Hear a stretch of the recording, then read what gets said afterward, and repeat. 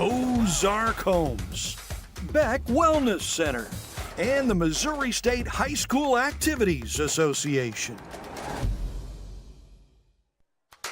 It's time for the Central Ozarks Medical Center pregame show. Central Ozarks Medical Center, where your health is their mission. Now, William Holtz and Mike Bissell. Good evening, ladies and gentlemen, and welcome to Week 6 of the Missouri State High School football season.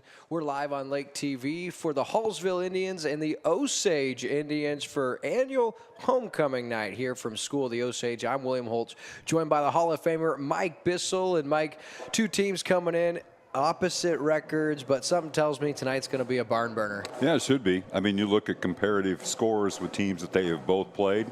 Most recently, Hallsville won a shootout against Eldon, and Osage handled Eldon rather easily, got off to a great start and hung on. But I don't think that means anything tonight. I think it's a different situation. You can't always go on that, say, oh, this team beat this team. Nah, it doesn't work. I think this could be a good matchup tonight. No doubt. So 1-4 Osage at home. It's their homecoming night. We got to tell you about them because, as you guys know, Shannon Jolly teams tend to get stronger as the season progresses, and so you could throw out the records with his clubs. As for Hallsville, we told you they're 4-1 and they are rolling. So on our Central Ozarks Medical Center pregame show, I'm going to talk with both head coaches, not just Coach Jolly, but also Justin Conyers with Hallsville. And man, you look at these rosters, Mike, and especially Hallsville, they got some big numbers as far as stats. And they're used to winning. I mean, they haven't had some great records every year in the last 5 years, but they've been to at least a district championship game in each of the last 5 years. They're used to winning. We'll see how it matches up tonight. That and a whole lot more on Lake TV when we return to your Central Ozarks Medical Center pregame show. At COMC, your health is our mission. Central Ozarks Medical Center offers 3 OBGYNs at the Osage Beach Clinic and 2 pediatricians with same-day appointments available. At COMC, our doors are open to everyone with 5 primary care locations conveniently located across the Ozarks. COMC for the best medical, dental, and behavioral health care. Get more info on how COMC can help you at centralozarks.org. COMC, where your health is our mission. Polylift boat lifts, preferred by boaters everywhere. Award-winning construction and unmatched service makes Polylift the go-to boat lift for Lake of the Ozarks. Generations of this boat lift family building the best boat lifts possible. And the next generation is poised and ready to take Polylift into the future. The most trusted solution for protecting your watercraft is Polylift. You know what they say. We don't just build boat lifts, we build Polylift. And we welcome you back to Lake TV's Game of the Week. It's Hallsville and Osage right now, just about 15, 20 minutes away from kickoff. But first, your COMC pregame show. And Mike, we're going to start with the visiting Hallsville Indians, 4-1. And you told me before we even came on, they haven't even played a home game because they're building a new complex back in Hallsville. Yeah, they don't have a good practice football facility at all. And so even in that beautiful grass field that they had, they're putting in the artificial turf. That way you can practice on that in any kind of weather. You don't have to worry about tearing up the field. So they'll play 7 games in a row on the road. They say that they'll have their field ready, so the last 2 games of the regular season will be at Hallsville. Yeah, and at 4-1, who knows what they could be by that point in the season. But I want to talk about their head coach first, Justin Conyers. Now, he's in his 5th year with Hallsville. But Hallsville, they were a 2A school, and you informed me they had bumped up to 3A this year, and so a little bit bigger school. But before Coach Conyers came there, he was at a huge school battle from 2013 to 2018, and boy, did he have some success there. He did, and had a conversation with him. It's been several years ago, and he says, I just love the small town vibe. He says, I just like it. He said, there's so much politics in a bigger school, especially a new school like Battle, and he just loves it there, and he's had the success to go along with it. 2019, 10-3, they lost in the sectionals. In 20, they were 7-5, but they lost in the district final to Palmyra. 21, they were 10-1, district final. They lost to Bowling Green. And in 22, they were 6-6, but they lost the district championship again to Bowling Green, who went on to lose to Blair Oaks in the state quarterfinals. So they've had some good years, and he's had an impressive run. In his 5th season, he wins over 70% of his ball games with Hallsville, 37-16. Is that good? That's really good, and even better than that, Mike, in those 6 years in battle. In 2013, their first year, they were ineligible for postseason play. First year, 2014, we actually had the call when they beat the Camdenton Lakers in Camdenton in the district championship. They went on to win the state title that year in their first year being eligible, and then every year he was there from 2014, 15, 16, 17, 18. They won the district championship. First 2 years at Hallsville, he wins it, and as you alluded to, has lost to Bowling Green. So 9 consecutive years, Justin Conyers has taken his team to a district championship game. With 7 of those, he's claimed the ship. That's a really impressive number. And then to come into a newer program. Now, Hallsville's been good before Coach Conyers got there, but he's certainly solidified them, and they're 4-1 coming into this game. A quick little note here. There's sometimes it's a small world kind of thing.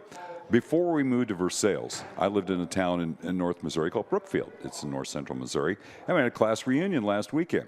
So people there kind of knew that I did television and radio and that sort of thing. And I was talking to this lady named Stinson. Her married name is Stinson. She goes, "You ever do Hallsville's games?" Yeah, we do, as it turns out. Her 2 grandsons are playing tonight for Hallsville. And good players. We're going to tell you about both of them. When you look at the roster, Isaac Stinson and Xavier Stinson, junior and senior, 2 of the big playmakers for Hallsville. So shout out to the Stinson family. And, man, I'm telling you what, it is a small world. And the more I go around with you, the more connected I see you are all over the state of Missouri. Pretty neat tie-in right there. Yeah, I've met a lot of people over the years. And I've got some good friends over the years, too. So when I look back at that game we had in 2014 with Battle, I'd never heard of Justin Conyers, got an opportunity to interview him in the postgame, and I got to interview him a minute ago, and first thing I noticed about him, he doesn't look like he's really gotten older, but he looks like he's put on a lot of muscle. We'll let you see it for yourself. Now we're here with head coach Justin Conyers. Coach Conyers, you come in at 4-1, but anytime you travel on the road for a visiting team's homecoming, a little bit of added pressure. How have you guys prepped for this week's Osage Indians? You know, this week's been no different for us. We've actually been on the road for 6 straight weeks with our stadium renovation going on, so this kind of feels normal to us at this point, but every time you come down here, you've always got a great environment, so we've made sure that our kids are focused up real good tonight.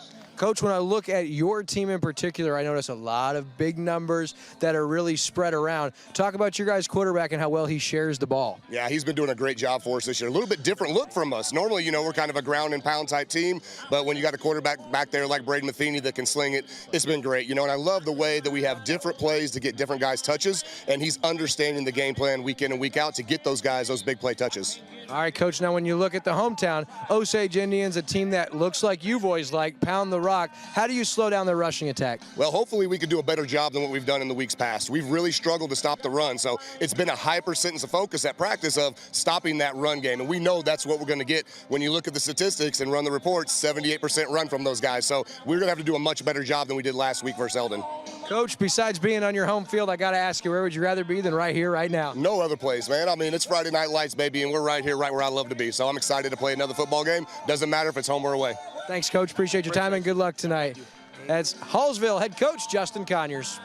Yeah, he's really gotten comfortable in Hallsville, as you said, loves that small town. I know he bought a farm. He loves having his family there in that small town, and they've really been received from the Hallsville community, and they built something special. I mean, when you go to the district championship game every year that you're there, including winning 2 consecutive to start your tenure, you know the fans are going to get behind you because nothing cures the fans not liking you like winning, and he's done a lot of that. But he's had really good players along the way, and this year, Mike, let's look at the spotlight player first, the junior signal caller, man, Braden Matheny, and you heard him mention him. He loves to spread the wealth, but 72% completion, over 330 yards a game. He's got 1656, 19 touchdowns, and 3 interceptions. And on this 3-game winning streak they're currently on, Mike, he has had 12 touchdowns with no picks in those 3 games over the last 3 weeks, and so he's only getting stronger. So Braden Matheny is someone to keep an eye on. He's going to put on a show.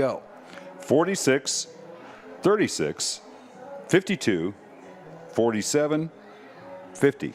That's the points they've scored in the previous 5 games this year. Those are floating right big, about those 50 are big points numbers. a game. I mean, that's insane, putting up some massive points. And he has some help for sure. Colton Nichols, the senior, who he runs the football, he catches the football. He's got 2 rushing touchdowns and 7 receiving touchdowns on the season. We talked about the Stensons, the junior, Isaac Stenson, who's a wide receiver, 37 catches for 550 yards, over 100 yards a game with 15 touchdowns. And then Xavier Stenson, he leads the team in tackles as the senior linebacker, but he's also their tight end, Mike, 9 catches for 100 yards and a score coming in tonight. And then Zach Jure, the senior wide receiver, 17 catches for 353, 21 yards a catch, and he leads the team with 8 receiving touchdowns. So you look at these stats, you look at these numbers, they got weapons all over the field. Yeah, and El Fanish, he's a very talented running back. He's put up good numbers this year.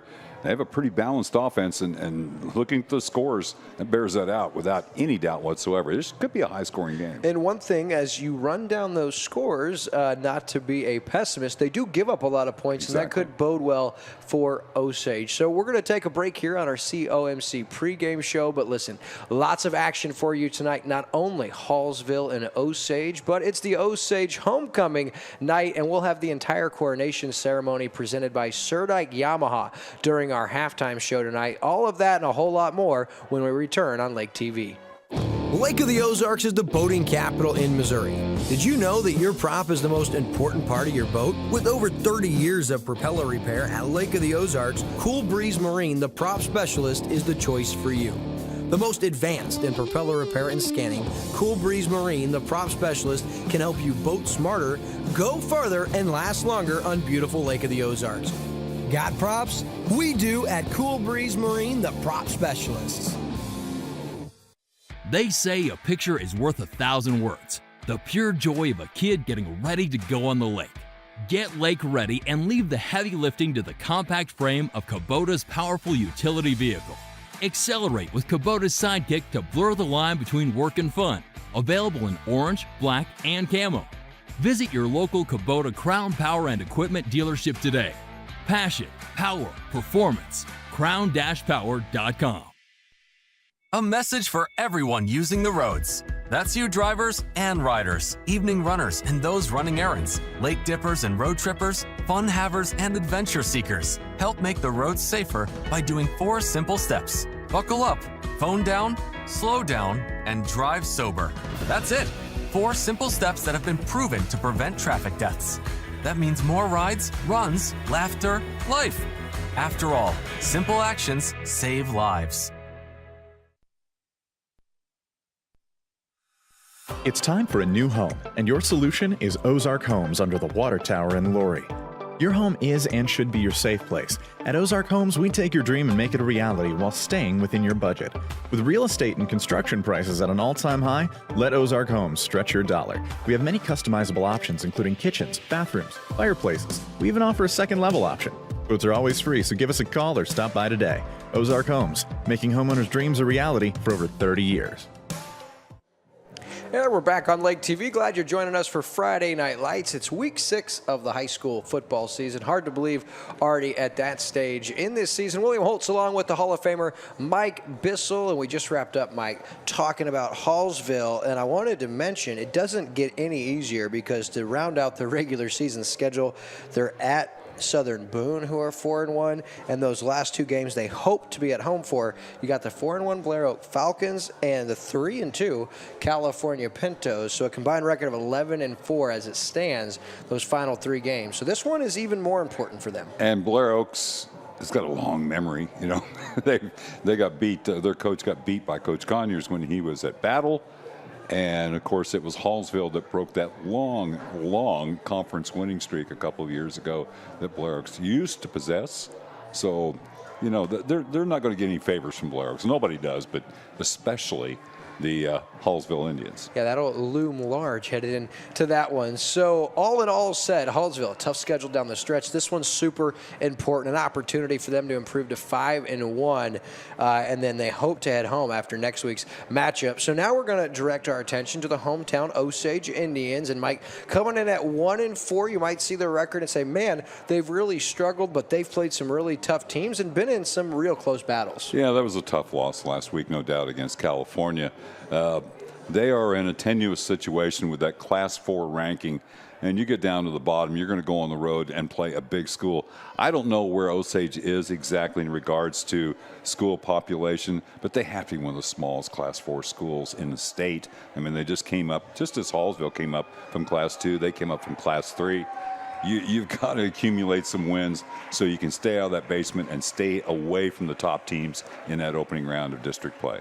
And as Osage fans will remember, last year we've alluded to it, 0-3. They won 7 in a row.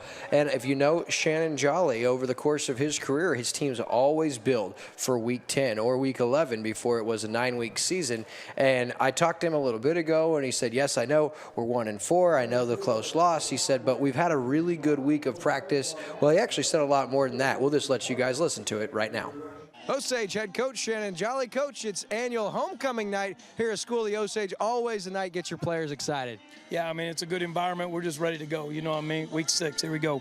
Coach, you come in against a really tough Hallsville team. When you look at the Indians across the other side, what do they do well you guys have to limit them in? They just do good things in space. They get the ball out to some athletes in space, and they do a really good job of putting them in good position. You know what I mean? We got to tackle well and swarm to the football.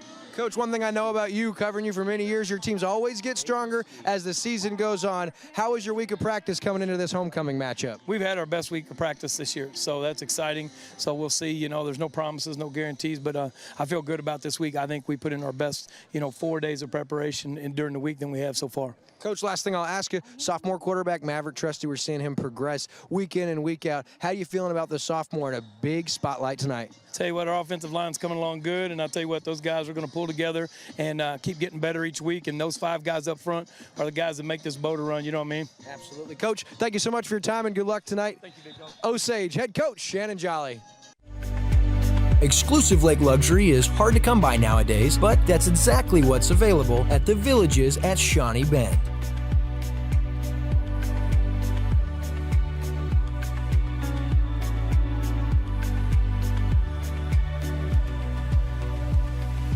Whatever your lake dream, the Villages can make it a reality. Stake the claim to your lake paradise in the lake's premier luxury home development, the Villages at Shawnee Bend. And welcome you back. You just got to see Coach Shannon Jolly, or hear from Coach Shannon Jolly. Sorry about that. So we welcome you back here, and you just heard from Osage head coach Shannon Jolly, and Mike, he alluded to having a great week of practice. And when you look at a week ago, the sophomore Maverick Trusty, I mean, that's a tough spot. Playing 4A as a 14, 15-year-old kid with some of these schools, we're seeing him progress. In the last week, a couple of turnovers I know he wished he had back. And so I'm going to have my eyes on him tonight, as well as really Osage. They love to pound the rock. Every Shannon Jolly team you've ever had, Mike, they love to pound the rock. He's got a really good running back in Aiden Williams, the junior, coming in averaging in over 100 yards a game, couple of scores right at 5 yards a carry, and he's going to have to carry the load tonight for Osage against Hallsville. And we saw Colonius get off to, and it always sounds like he should be like a Roman emperor, Colonius of Assisi or something like that. Right. But he got off to a great start against Eldon, really put them in a hole they were never able to climb out of. He's a great second option, can also catch the ball in the backfield. Yeah, that 1-2 punch there, and Jason Colonius, another junior, that was really his coming out party at Eldon. He rushed all over the place, 140 yards, a score, big night defensively. And I saw last week against California, he had a lot more carries. And so he's starting to relieve Aiden Williams a little bit. But back to the sophomore quarterback, Maverick Trusty, he's going to have to throw the football tonight. There's no way Osage is going to run it all night and hang with a team like Hallsville, because Hallsville loves to spread it out. And so the sophomore, he's going to have opportunities tonight to make plays. I think so. When we saw them against Moberly, that was very early in the season, and I thought he was a little bit locked on his primary receiver, and he had some checkdowns that would have been there for him. But that's just the experience at the varsity level and playing the level of competition they do in their non-conference portion of the schedule, and then playing in the conference as well. He's got the talent. It'll be there. Also want to mention Dane DePay, the favorite target of Maverick Trusty, having a really good season. He had another great week a week ago in that loss to California, close to 100 yards and 8 catches. And then I always have to mention John Kimmery, the senior. Wow. He does it on both sides of the ball, leads the team in tackles for loss, forced fumble, and then 2 weeks ago against Eldon, 2 touchdown catches. So he'll be all over the place tonight. And for Osage, Mike, even at 1-4, when you come home for homecoming, don't you always feel like if you get a win midway through the season at home, that it catapults you to bigger, better things down the stretch? When you're playing a 9-game regular season, you're looking for any win to catapult you forward and get some positive momentum, because man, 9 games is not a lot, and including tonight, there's 4 games left in the regular season. We're pretty deep in already. Which adds some extra importance as we direct our attention to the district seedings, because after tonight, just 3 weeks of regular season play, so those standings are super important at this phase. Yeah, and where Osage is right now in Class 4 District 5, right now they are the 5 seed, and they would go to Warrensburg. Now, each one of our Lake area teams, and we're looking, I believe, here at, yes, we are looking at Osage, and you can see right now they'd be playing Warrensburg, but you don't want to fall down and play Jefferson City again, a team that got Osage pretty well in that opening game of the season. In Pleasant Hill, the Roosters, they're 5-0. That's somebody you would really like to avoid. No doubt about that. So that's the way Osage's district shakes out. And so an opportunity tonight against Hallsville. But, Mike, if they're going to win this game, they are going to kind of have to come out firing on all cylinders. And so special teams is a factor. For me tonight, that's going to play a big role, because when you look at Osage, we've seen them struggle to punt the football, reverse fields. And so look for special teams to play a contributing factor in who walks away with the W tonight. It's always there. Yep. It's always, they say it's a third of the game. And a lot of high school kids, they play their varsity guys. They have to, because it's so important. But if you've got other kids who maybe don't get a lot of offense or defense playing time, if they can help you out on special teams, that really helps a lot to give those other kids a little bit of a break. All right, so as we conclude tonight's Central Ozarks Medical Center pregame show, Mike and I, we're going to try to keep you updated on our other Lake area schools. And throughout tonight's game, we'll also look at Eldon, Versailles, Camdenton, and their district seedings, that and a whole lot more. But for now, we go to commercial break, and when we come back, we'll be at midfield with our captains and the Missouri State High School Activities Association officiating crew for tonight's game.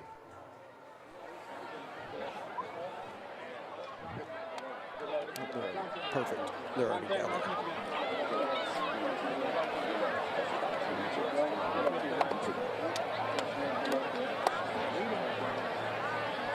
Coaches, I'm Mike. This is Leo. Leo will be your umpire. Coaches, all right. Sportsmanship all the time. You know the drill. If you need something explained to us, let us know. We'll come over, tell you what we got, and then whether you agree or not, we're going to have to move on. All right? Keep your sidelines clear, because if you don't, and this is my speech to you guys, if you don't and we get hurt, you're looking at 4-man crews on Friday night. So, you guys, there's openings for referees. Think about it. Think about it. Recruit whenever we can. Yeah, I can hear it. I'm good. All right, you guys thank good? You. Yep, thanks. All the best. Good luck, coaches. Good luck. Okay, we'll flip first, and then I just got a couple reminders for you guys. That's all right. Celebrating 50 years. Class reunion. Tail. School of the Osage, class of 1973. Please welcome back the class of 1973. This guy is one of the pros. You want to receive. Receive or show you like to kick it that way. If you go down towards Leo. Right here.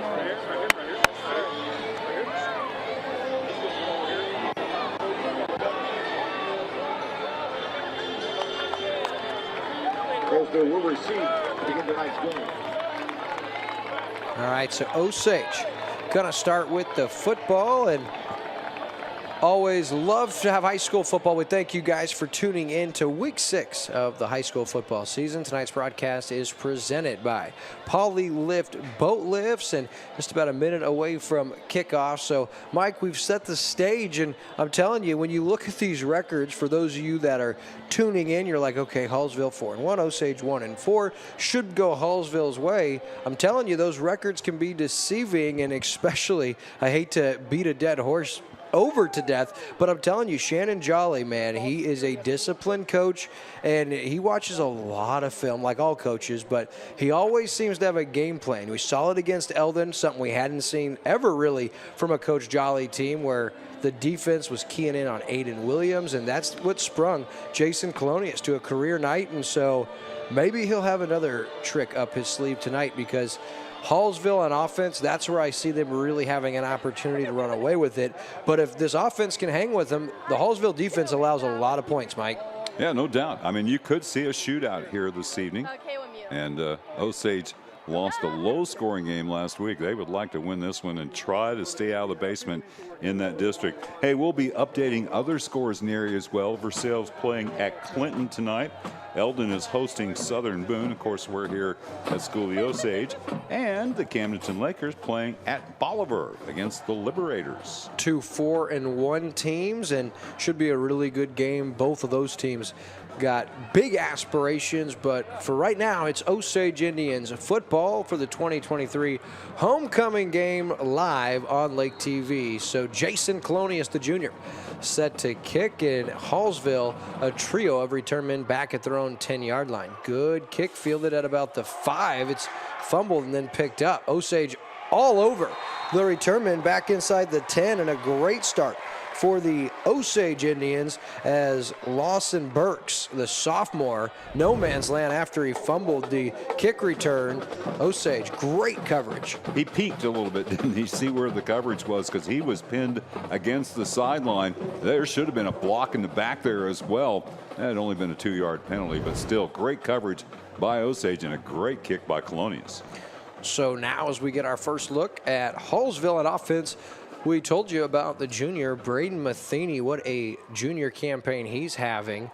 19 passing touchdowns, just 3 interceptions, averaging over 330 yards a game, playing exceptionally well these last 3 weeks. First down, quick hitter into the flat. Stenson there on the reception across the 15 up to the 17-yard line, right at the first down marker. I think he's just a bit shy. Yeah, they swung that out there. I think it was actually Nichols with the catch, number 7, and he gets his first catch of the night. Good blocking downfield, and looks like Hallsville's in a hurry up. So they give him 9 to Nichols, the senior, on first down. Second down and short now. Matheny. Ooh. Handoff up the middle and nothing doing. Hit and stopped at the initial line of scrimmage. Good job defensively by the Osage front. Yeah, great penetration there. I'm having a little trouble picking out the number. Was it 62, possibly? I had 77, Isaiah Lutterell, the senior, and you said you thought it was who? Yeah, I'm not sure about the number. 77, that's Luttrell. That would have been a good call. Very, very short gain, 3rd and short. So 3rd and 1 now. Great stop there. Quick hitter into the flat, has his man on our veterinary penalty flag on the field as it stands. It's a Beck Wellness Center first down, but our veterinary penalty flag sits at the 17-yard line, Mike. So you can already tell Hallsville loves those quick hitters, those bubble screens, and those swing passes. Jure was open, and we're waiting for the call on the field. Dead ball foul, legal receiver downfield. I think that's something that probably doesn't get called as often as it should. They're going to say illegal receiver downfield, so that'll take away the catch by Jure. Jure, and is that a 5? I think that's a 5-yard penalty.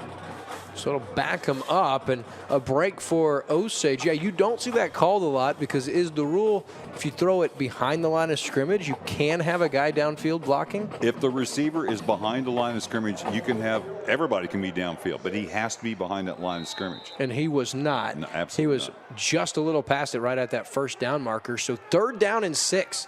After the penalty yardage, ball at the 11-yard line, an opportunity for the Osage defense to get an early stop here. Just a minute 28 seconds into the opening quarter. They're slow getting the play in for Matheny, but he gets it away.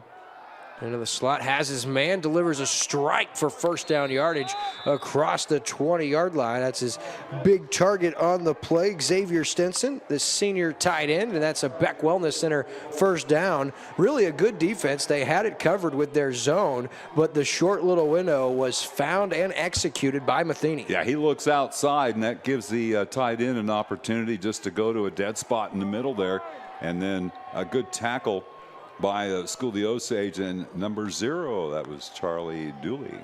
First down carry. Ball's on the ground, and Hallsville able to fall back on it. Colonius with the stop, and I believe that was El Fanash who fumbled it. He did, and that's going to be a yard loss, but they are able to retain possession. Fanish is what I was told.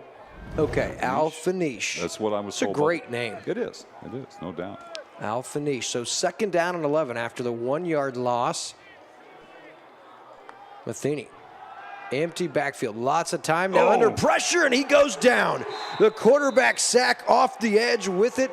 Number 8, Drake Williams, the sophomore. And that's a 10-yard loss, Mike, and brings up third down and forever. Well, there were 2 there, and a player that you called earlier on a great tackle, Isaiah Luttrell, was also in it. I'm not sure how Matheny didn't see them. They were right in his face, but a 10-yard loss, and Osage with a chance to get a stop here. If they can hold them to like less than 20 yards, get a stop here on the opening possession of the game. Yeah, and Matheny had to feel that. That was a great clean hit by the sophomore for the QB sack, and third down and long. Trying the up and under. Throws it deep, just throws it up for his target, who goes up and gets it across midfield. That's a Beck Wellness Center first down, and that's just a matter of I'm bigger and stronger than you are. Let's see if you can stop me. Isaac Stinson with the catch. He pushed off a little bit here. I don't know if we can see it on the replay or not, to make a little space. Well, he just went up and got the ball. That's a great catch. So up to the 50-yard line. I believe that's good for 40 yards. That's what I had, actually, and that was a 3rd and 21, William. That's a backbreaker for the Osage defense, Mike, and you got to give credit to quarterback Matheny, but he didn't do anything special. He just threw it up, and Stinson, what a play. So big-time gainer. They're in no man's land. Nice cut, and then taken down by Kemery in the backfield. That's Nichols again on the carry. And so Osage defense, the point of attack been strong. That's a 7-yard loss on first down. You've got to take advantage of this, William. I mean, you had a 3rd and 21. Now you've got a 2nd and 17. You've got to take advantage of this situation. I'm still just trying to get over that great play by Isaac Stinson on 3rd and 21. 2nd down and 17 now as we have cleared the first 4 minutes here in the first quarter. Yeah, it's a classic catch. High point the ball. Go up and get the ball at its highest point. And he did it to perfection. 2nd down and 17. Across the middle, throws behind Stinson. Falls incomplete. And honestly, when it left his hand on that long completion, I thought it was going to sail out of bounds. Yeah, just bat that thing down. But again, created a little bit of space there. That time they were looking for Nichols out in the near side flat. And it was covered extremely well by Osage, and then Matheny goes off that and looks for somebody on the flat or on the post pattern, and it just wasn't there. Yeah, Osage is doing a nice job. It's going to take better plays by Hallsville because it looks like Osage defense has their offensive scheme defended well right now, Mike. Fanish is in the backfield here, but I don't think they're going to run the ball on 3rd and 17. Wouldn't think so. Although I've seen crazier things.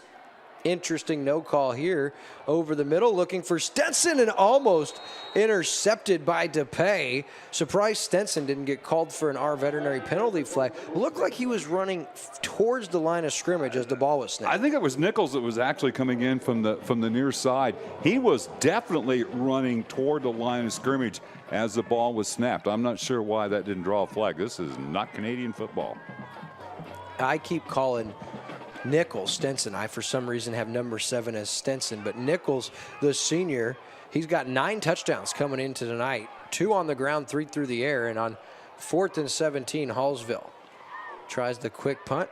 Fielded at about the 28-yard line by Isaac Stark. Makes the first guy miss, still on his feet. And a nice return across the 35-yard line, Mike. And Osage defense gets the stop, and they'll give it to the sophomore, Maverick Trusty and company. I thought that was almost a mistake, fielding that ball, having to run that far to your left as he did. But it was just a great catch out there, and then absorbed that first hit.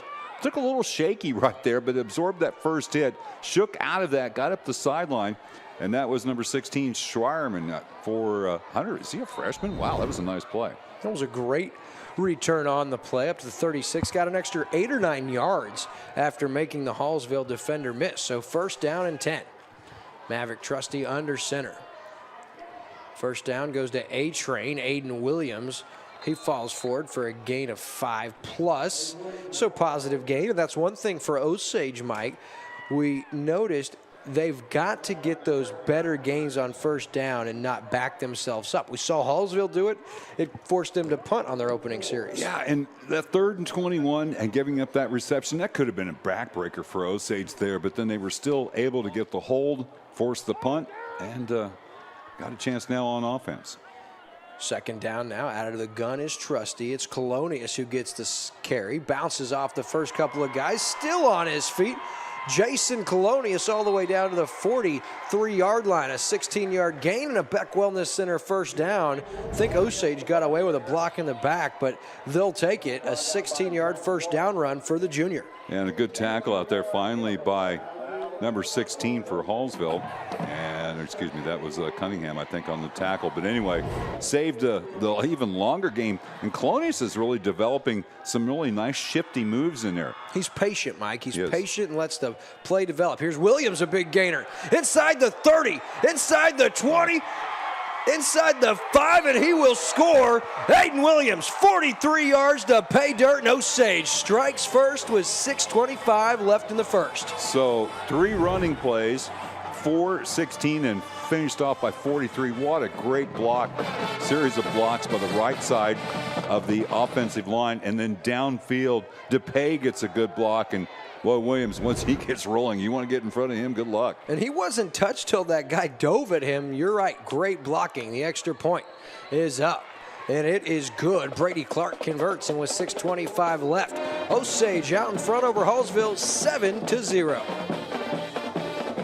At COMC, your health is our mission. Central Ozarks Medical Center offers 3 OBGYNs at the Osage Beach Clinic and 2 pediatricians with same-day appointments available. At COMC, our doors are open to everyone with 5 primary care locations conveniently located across the Ozarks. COMC for the best medical, dental, and behavioral health care. Get more info on how COMC can help you at centralozarks.org. COMC, where your health is our mission.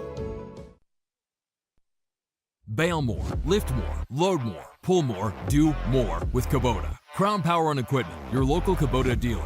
Dig a real machine, the brand new Kubota SVL 97 compact track loader.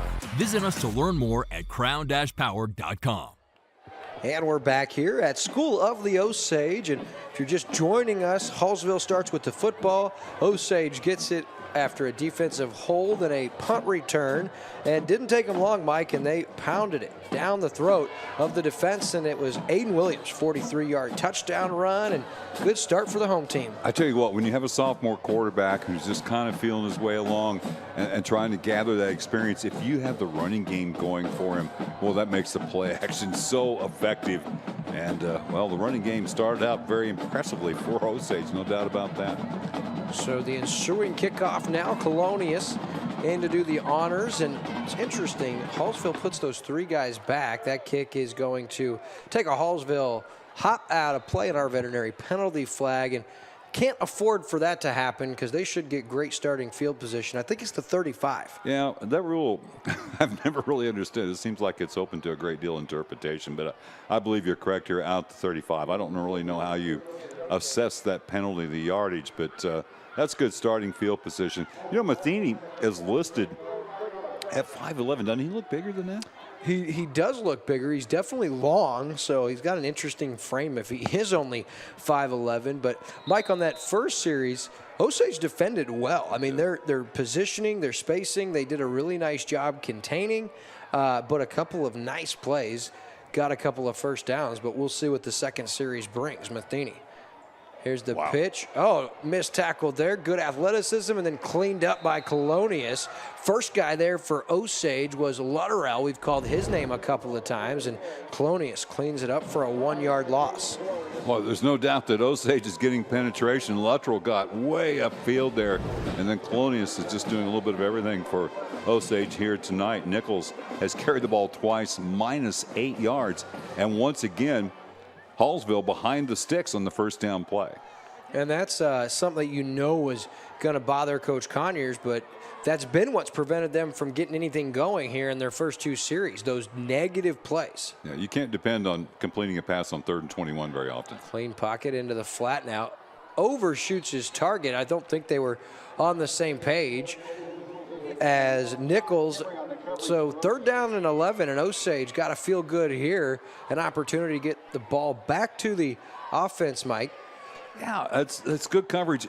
Osage, you talked about Coach Jolly, and he's seen a little bit of everything. They're doing a great job of covering the flat. Kimmery that time out in the flat just didn't give Matheny any place to throw the ball. And you know how much I love this John Kimmery kid. He does it all over the place, and like you said, good play there. Now 3rd and 11. Matheny throws across his body and in and out of the hands of the intended target. That would have been for first down yardage to Isaac Stinson rather. And so Mike with 5:31, 4th and 11. Yeah, the blitz was picked up pretty well, and a good job by Matheny to hang in the pocket as long as he could, then sprinted out, but then throwing the ball against the grain. That's a tough catch for Stinson, but the ball was there. And you're going to see plays like that when the flow isn't there. Negative plays, missed throws across the middle. You're just not gelling, and so those mistakes happen. And Osage, they're all right with that. 4th and 11 now. Matheny will punt.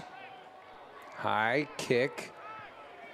Hits at about the 37, and then takes a Hallsville Indian hop down to the 31-yard line. So 35-yard net punt, and the Osage offense gets it back.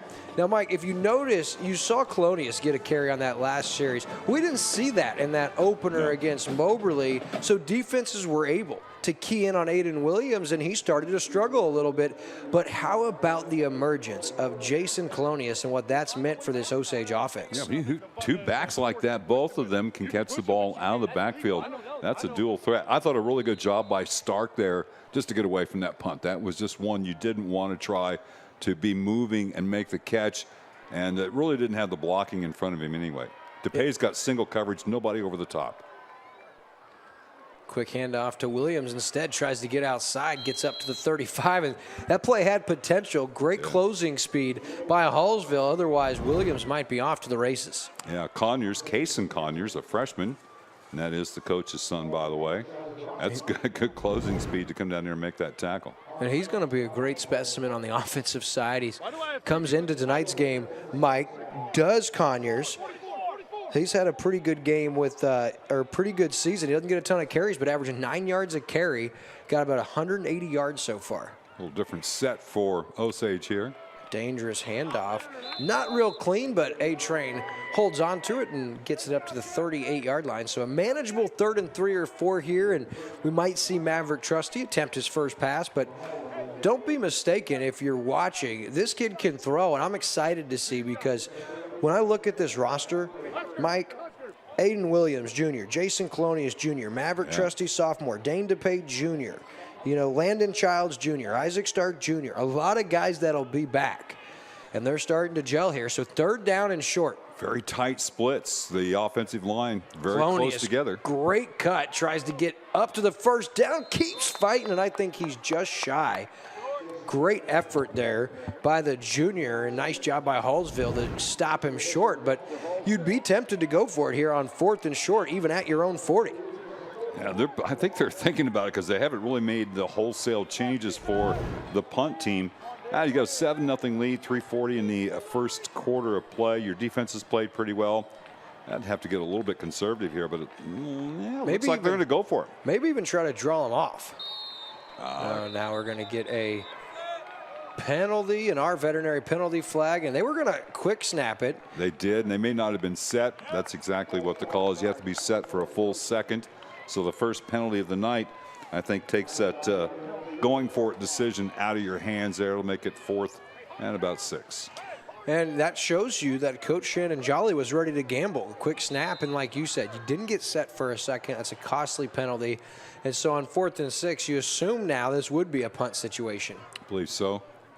Although they're still in their offense set here on 4th and 6. Wow. Now they call a timeout. I think they think better of that. Take the break, Wayne. So we'll take a break and be right back on Lake TV after this. Dealing with fatigue, sleepless nights, and chronic pain? Meet Dr. Beck with 40 years specializing in pain management, clinical nutrition, and board-certified in neuropathy. Boasting new techniques to the industry, including a rib adjustment only available at Beck Wellness. New specialty treatments for headaches, frozen shoulders, peripheral neuropathy, plantar fasciitis, and their brand new knee rehab. All while keeping nutrition top of mind. Call or go online today. Your healthier, happier life starts with Beck Wellness Center. Back here on Lake TV as we get a look at our Ozark Homes fan cam and a capacity student section and crowd is the norm at the annual homecoming game. And Mike, so an ideal start for Osage for the most part after first 7 minutes and some change. They strike first offensively, and that's after holding Hallsville. So now on a 4th and 6 situation, yeah, John Kimmery, the punter, in there, and probably the better choice. But you're always tempted at home, and momentum's on your side. You hate to give it back to this high-powered offense. High snap, Kimmery goes up and makes a play and gets off a great punt. Wow. Isaac Stinson just wisely gets away from it, and it takes a nice bounce backward toward the Osage into the field, so that was a good decision by Stinson.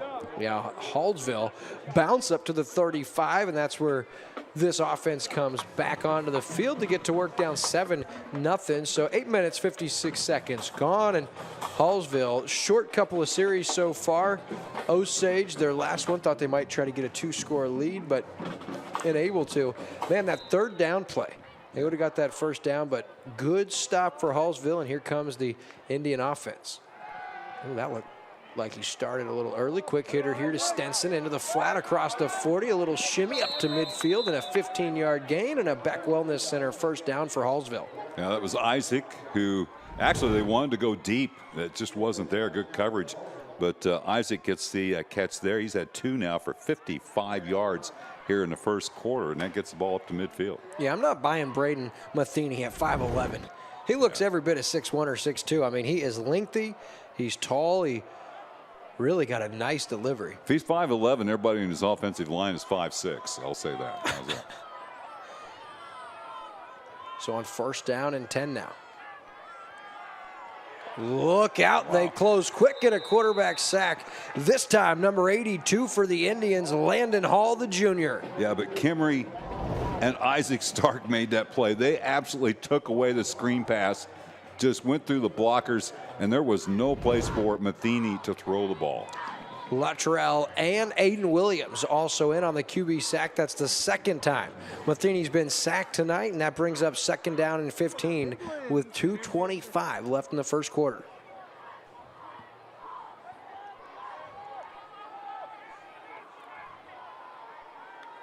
Matheny rolling to his right. Oh, good pressure again. Clean pocket, throws downfield and overshoots his intended target. He was once again, he was looking for Xavier Stenson, but to no avail, and going to bring up 3rd down and long again. Great coverage over the top for Osage, and as that pocket started to close, Matheny was forced to throw one up there, but no one home. Isaiah Luttrell, man, he's getting very familiar with Mr. Matheny. He got into him just a little bit late there, but great pressure, and Matheny had to feel that. So on 3rd down and long now, the Hallsville coach is giving the play out to Matheny. And what do you think about the slap count? I'm not a big fan of that. At any time, I feel like it could get called for a penalty flag. When you get the head bobbing and moving forward, it confuses the rule, in my opinion. So 3rd down and long. Here comes the pressure. The receiver was not ready. It was a strike to his target. He was once again, this Isaac Stenson now, the target. He was under pressure. Aiden Williams came unabated to the quarterback off the edge, Mike, and it was really a great throw. Threw it right where the receiver turned around, but nothing doing. He had to get rid of that ball so quickly, but I'm impressed at how accurate that throw was. Yeah, Aiden Williams was, no one noticed him for some reason. He was untouched coming in, had a clean shot at Matheny. Are they going for it here? No, they'll punt again. Fielded at about the 17. Isaac Stark the return, and he makes a couple of guys miss. Cross the 30 before being pushed down at the 30-yard line. So a nice return for Stark, and the Indians offense comes back out with the football at their own 30-yard line. Boy, what a luxury it is to have a kid receiving punts, one who can catch the ball and then make good decisions. And he got a nice return there. Again, a ball that really wasn't that easy to field in the first place, and he was able to give a decent field position here for Schooley Osage in their 3rd possession. And Mike, it doesn't seem like a lot. It's the 30-yard line, but if that ball hits, it bounces inside the 10. I mean, that's a different game plan you're coming out to start the drive with. So nice job by Stark. And on 1st and 10, Trusty, fake, now rolls to his left, and he's in a world of hurt. Lucky to get back up to the 28-yard line for just a 2-yard loss, and that looked like some type of misdirection play, but it looked busted from the start. Yeah, that had the wheels were coming off that play very early on. I think somebody went the wrong direction. Were they gonna throw that back to Kimry and have him throw the ball, because he was back so he could then be eligible to throw the ball a 2nd time? I don't know. Whoever it was, whether it was Colonius or Kimmer, they looked confused, like something didn't happen right. But it's a 2-yard loss, and Trusty did a great job getting 5 or 6 yards back. 2nd down and 12. Pitch out to Williams. Stutter step, nice move. Leaves a Hallsville player in the dust. Gets up across the 35-yard line to the 37. So a big gainer on 2nd down. We'll give him 8 yards, Mike. Yeah, Perigo got out there to save that for being wow, nice little stop-start move there by Williams, and he actually picked up 9 yards as they were at 2nd and 12. So it's going to be 3rd and short here for Schooley Osage. Chris Berman would have given that one a whoop. I mean, that was a great cutback. What's funny is Williams is so big and strong. I mean, he's low to the ground, but he's deceivingly quick. I mean, he has got quick feet and that speed when he needs to. So 3rd down and 3. Trusty out of the gun.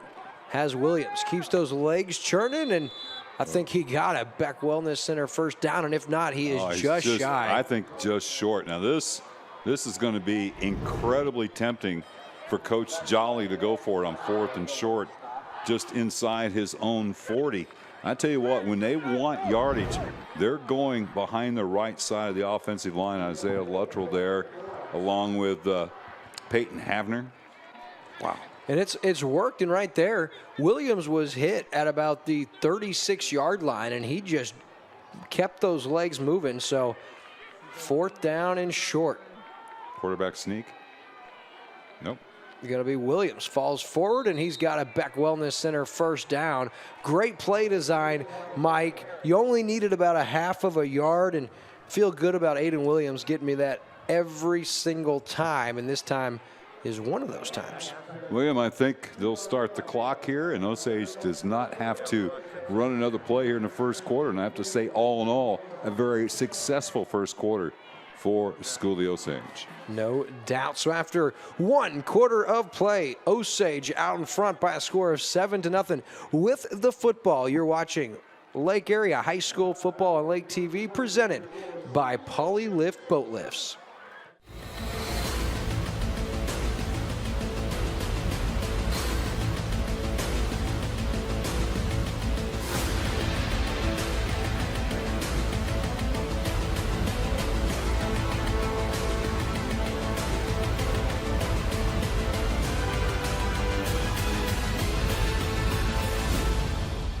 You ride on our reputation. You ride on our reputation.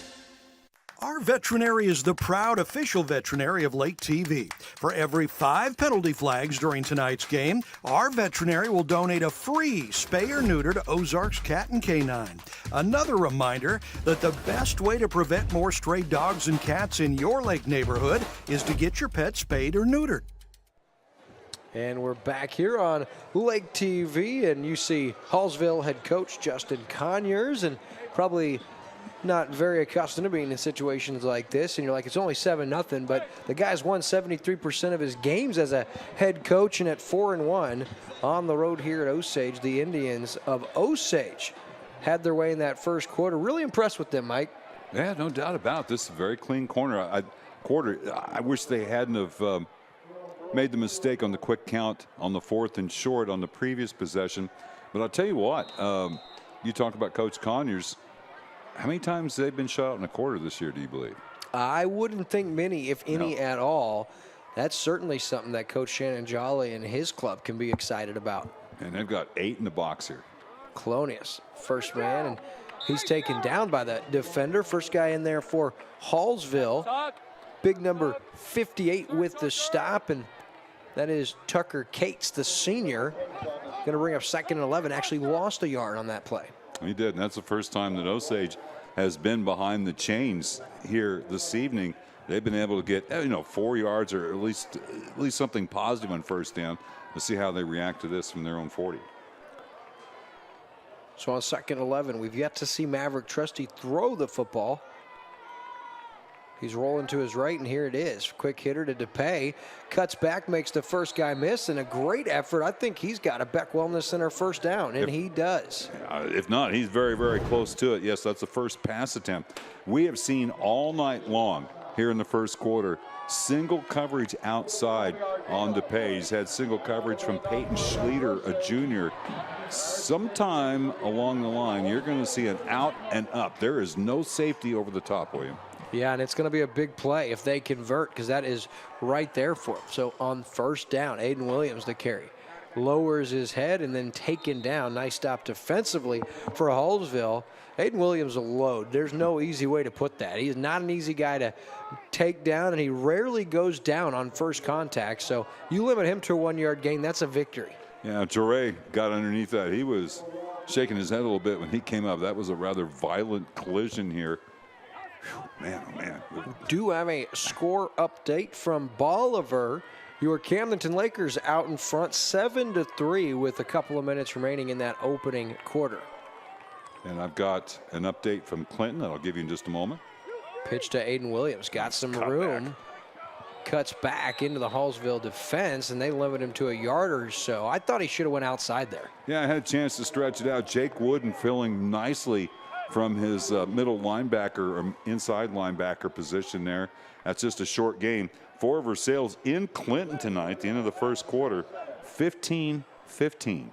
Wow, that Clinton historically has been a really good program. When I saw Versailles was playing at Clinton, I was like, wow. But Clinton 1-4 on the season, and the Tigers an opportunity on the road tonight. They had some deal where I don't know if they were going to be able to play last year because they didn't have enough players. Pitch out to Williams. Great block by Colonius on the outside to Spring Williams. On third down, he gets a Beck Wellness Center first down, a gutsy call on 3rd and 7. Jason Colonius springs him with an outstanding block you're going to see right here. Yeah, you have to push him outside, and he does, and Williams does the rest. Then he was able to run through, I think it was Xavier Stinson there too. I mean, he's a load once he gets outside like that. We'll try to get an update from the Eldon Southern Boone game here as well, coming up very soon. And that Eagles team from Ashland, I'll tell you, they're solid this year. That's really a good program, Mike. School district that just keeps growing and growing. Here's Colonius on the first down carry. Keeps the legs churning and has about 2 or 3 after a violent stop. Going to bring up 2nd down for Osage. Now, not to get ahead of ourselves, but as we look at what these teams have coming up, we told you for Osage, doesn't get a whole lot easier, Mike. I mean, it's always tough when you're playing a team like Hallsville, but you're on the road the last 3 weeks. You've got at Booneville, at Southern Boone, and at Lutheran South. Of course, I know nothing about Lutheran South, but that team only 1-4. Yeah, Lutheran North is always good. I'm with you on Lutheran South. First down, Aiden Williams. Big hole to start, and then runs into a slew of Hallsville Indians, but keeps those legs moving for a couple. Going to bring up 3rd down again. Yeah, and you would think that Coach with his Coach Jolly with his mindset here is, yeah, 3rd and a long, 4 short, 5. This is 4 down territory, so you're going to run it on 2nd down. Give yourself a chance here. You know, Hallsville is really kind of closing down the interior, but everything that's happened has been to the outside here recently. Watch to pay here on 3rd down. Oh, Trusty, the hard count. Got him to jump, but apparently not into the neutral zone, and now Osage burns a timeout. So with 7:56 left in the first half, we owe you a commercial break. Live high school football on Lake TV is presented by Polylift Boat Lifts and brought to you by Central Ozarks Medical Center, Millard Family Chapels, Slumberland at the Lake, Crown Power and Equipment, Show Me Zero from MoDOT, Sir Dyke Yamaha, Cool Breeze Marine, R Veterinary, Lake Ozark Real Estate, Jonathan Hartenstein, Owner Associate, Ozark Homes, Beck Wellness Center, and the Missouri State High School Activities Association. It's homecoming night from School of the Osage, and the hometown Indians out in front over Hallsville. 7-0, 7:56 left here in the second quarter. I'm William Holtz, joined by the Hall of Famer Mike Bissell. And you know what? When you're an offensive juggernaut, which Hallsville has shown this year, they've not had any chance to get into any kind of rhythm because Osage, we don't have any way of keeping time of possession here. But, well, we do, but we don't. But anyway, it's been a great job by Osage to possess the ball here, get the lead, and have a chance to extend it. That's right. That is a great point, and it was why you may not see Maverick Trusty throw a ton, because you want to keep that offense off the field. Here's Colonius on 3rd down and 5. I think he's got 3. Going to bring up 4th and 2, and as you alluded to, 4 down territory in this situation for Osage. Yeah, the play calling tells you what their mindset is, without a doubt. 4th and short, you go for it here inside the 30. So what's your best play? The wide side of the field is to the left of School of the Osage. I think you got to get Aiden Williams out in space once again. Trusty gets the play from the sideline. You know, give him the cutback or try to stretch it to the sideline, but get those 2 yards. I like it. So on 4th down and 2, Trusty right to Williams. He bounces outside, has 1st down yardage inside the 10, and a Beck Wellness Center 1st down to the 15 after a 13-yard run. And inside the Lake Ozark Real Estate red zone. How about that on 4th and 2? Well, I had kind of the right idea, but then when I saw Colonius lined up to the right and the lead blocker, I knew they weren't going to their left. They go to the short side. They get a good lead block from Colonius. The offensive line gets downfield, and then Williams just has the quickness and the ability just to square up and get upfield and get that 1st down. Great block again by Colonius, and it's not about necessarily blocking the guy. Take him off the route. 1st down. Hand off to Williams. He has a hole inside the 5 to the house. Touchdown. However, there's an R veterinary penalty flag on the field thrown in the vicinity of offensive holding. It would have been 16 yards, but it's going to be 1st and 20 once they line this up. Depending on where the flag was thrown, sometimes it's a spot foul, and sometimes it's just from the line of scrimmage. So we'll see how this shakes out. But that does take away the 16-yard touchdown run by Williams. And that comes at an awful time. Osage had the momentum. I mean, took away a touchdown, and now you're faced with 1st and 20 after a good run. But, Mike, I wanted to say, I'm really impressed because on that block by Colonius on that 4th and 2, he didn't try to throw the guy down. He just built a wall between the ball carrier, and that springs your runner. So check out that moon to the east there. That is gorgeous. They give to Colonius, who was stumbling, bumbling as he took the handoff. So no gain, going to bring up 2nd down and 20. Oh, yeah, that moon is stellar. Wow. Must mean the Bills are going to win big on Sunday. Playing Miami? Yeah. That's going to be a ball game, man. I saw the full moon, and I started praying. I think Bills are favored in that game. Yeah, Miami scares me. But then again, I'm the ultimate pessimist when it comes to my own teams. So 2nd down and 20 after the run for no gain on 1st down. We've only seen Maverick Trusty throw once. He's back there, throws, had his target who looked to slip. It was over Kemery in the direction of DePay, who had slipped coming out of his route, falls incomplete and brings up 3rd down and 20. I think we see a little bit of the inexperience there too. Kind of rushed the throw. He had time on the rollout to the right, I think, to set his back foot, maybe put a little touch on that. But with the player falling down on the cut, that kind of ruined the timing of the play. Let's see what they can come up with here. Worth mentioning, the place kicker for Osage, Brady Clark. We know he's got a leg. We saw him hit a field goal a few weeks ago at Eldon from 33 yards. Would have been good from much further. That'd be a 42-yard from here. Look out, into the flat, has his man. He was looking for Landon Childs and overshoots him and took a shot in the process. So 4th down and 20 in the holding call that erased a touchdown run for Aiden Williams. Comes back costly to this point as Osage now facing a 4th and 20. And Osage is eating up, 6 minutes of this quarter here? That's, again, keeping the ball away from that high-powered Hallsville offense. I mean, you know that somewhere along the line that Matheny's going to hit one of those talented receivers. So every point here is crucial. Taking a shot to the end zone, maybe. You got 3 guys lined up top of your screen. John Kemery, single coverage, bottom of your screen. A lot of pressure, runs up the middle, and he doesn't go far. Maverick Trusty didn't really stand a chance. Great blitz brought by Hallsville, and they get a stop on 4th and long and give it back to the offense. Yeah, there was good pressure coming up, and then the low center snap, too. Probably the smart thing there by Trusty. Well, 4th down, throw it up there and see what happens, too. Maybe that's the play. And you've got to make a split-second decision here. And let's see if School of the Osage, they've done a great job of putting Hallsville behind the chains. Let's see if they can do it again. So offense comes in averaging almost 500 yards per game on the season, Mike. This quarterback, Matheny, averaging 335 yards passing. 1st down, thrown into the flat. Great throw and a nice catch by Stinson up to the 38-yard line, a 15-yard connection, and a Beck Wellness Center 1st down for Hallsville.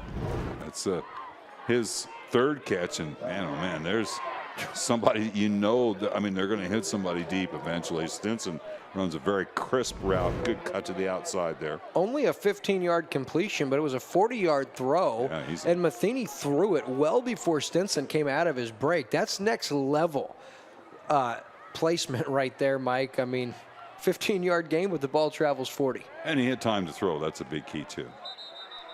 Now, Justin Conyers rushes in and takes the timeout with 6:01 left in the 2nd quarter. The hometown Osage Indians out in front by a score of 7-0. Polylift Boat Lifts is proud to present live high school football exclusively on Lake TV. At Polylift Boat Lifts, we don't just build a boat lift, we build a polylift. Polylift boat lifts, preferred by boaters everywhere. Award-winning construction and unmatched service makes Polylift the go-to boat lift for Lake of the Ozarks. Generations of this boat lift family building the best boat lifts possible. And the next generation is poised and ready to take Polylift into the future. The most trusted solution for protecting your watercraft is Polylift. You know what they say. We don't just build boat lifts, we build poly lifts. Back here on Lake TV for our game of the week, presented by Polylift Boat Lifts, and it is the matchup of the Indians, the hometown Osage Indians at 1-4. They're out in front, Mike, by a score of 7-0 over the 4-1 Hallsville Indians. And as we've said, just haven't seen this Hallsville offense get rolling yet, but 15-yard play on 1st down, and they're right back at it here. Matheny, clean pocket again, quick hitter. Stenson on the slant. He has about 8 and a nice gain, and they've got so many weapons, it's going to be tough to prevent them from doing just that. Yeah, flooded that zone. They actually, Isaac was the receiver out in front. They had a receiver behind him as well, too, and that just overpowered the Osage zone there. Matheny looks awfully comfortable in the pocket right now. We haven't seen a lot from the running game thus far, as El Fanish, of course, came in highly touted, having a big campaign on the year, and he gets it here. Uh-oh. Bounces outside, and a nice piece of tackling by Dane DePay, the junior. A 3-yard gain and a Beck Wellness Center first down for Hallsville, but that looked like it could have went a lot bigger than 3 yards. Oh, absolutely, because Osage was blitzing double A-gap blitz. Wow, form tackle by DePay, wasn't it? But that could have been bad, because once you run by that blitz like that, you need a one-on-one tackle, and DePay with a great job. And he's not a big guy, Dane DePay, just a junior, but that was a strong tackle. First down now. Throw into the flat. Has his man and just a little too far as he was looking for Nichols, the senior. They love these out routes, but that is a long throw, and you have to be pretty accurate in your placement. And if it's not a perfect throw, you're going to see that. Yeah, he was on the right hash and threw that all the way to the outside. That's a long throw, and he zipped it out there just a little bit out in front of Nichols. He's got the poise of a Division I quarterback. I mean, his presence in the pocket, he always is throwing with that front foot pointing towards the receiver. I mean, we haven't seen a huge sample size, but Braden Matheny, I mean, I'm impressed with what I've seen from him, and it's not like he's having his best game, but he carries that presence. Quick hitter here to Stenson. To the 44-yard line. We'll give him 6 yards, bring up 3rd down and 4. Well, Isaac now with his 5th catch of the night. And he's putting up some pretty impressive numbers. He's up over, well, close to 80 yards here in the first half. More than I had in my entire career, Mike. Well, you and me put together didn't have 80 yards, as it turns out. They like me to talk. They never liked me to get onto the field.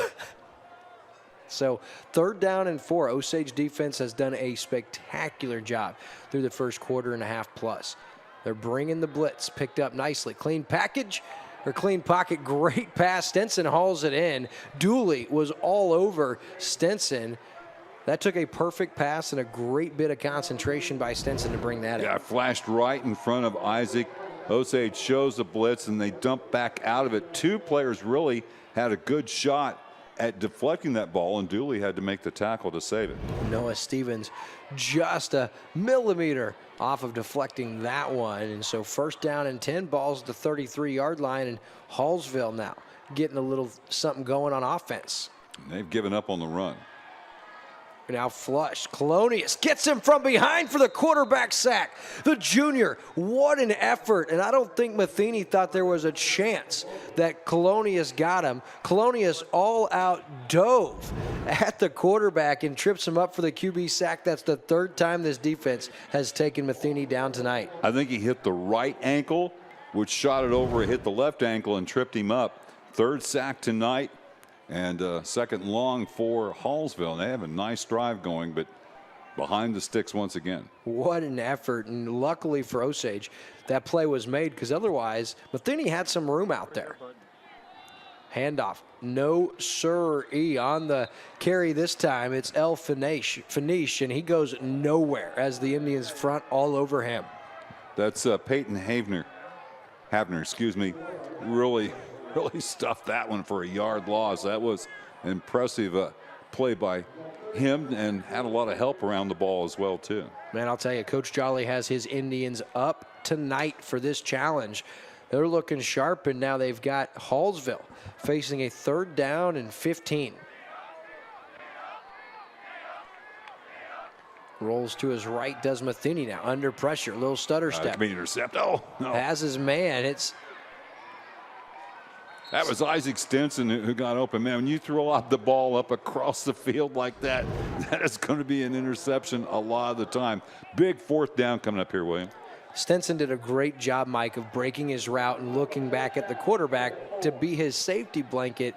So a nice 7 or 8 yard completion. It's going to bring up 4th down and a manageable 4 on this play. Actually, a 10-yard completion on 3rd and 14. So 4th down and 4. There's got to be a pass, because their running game's not there.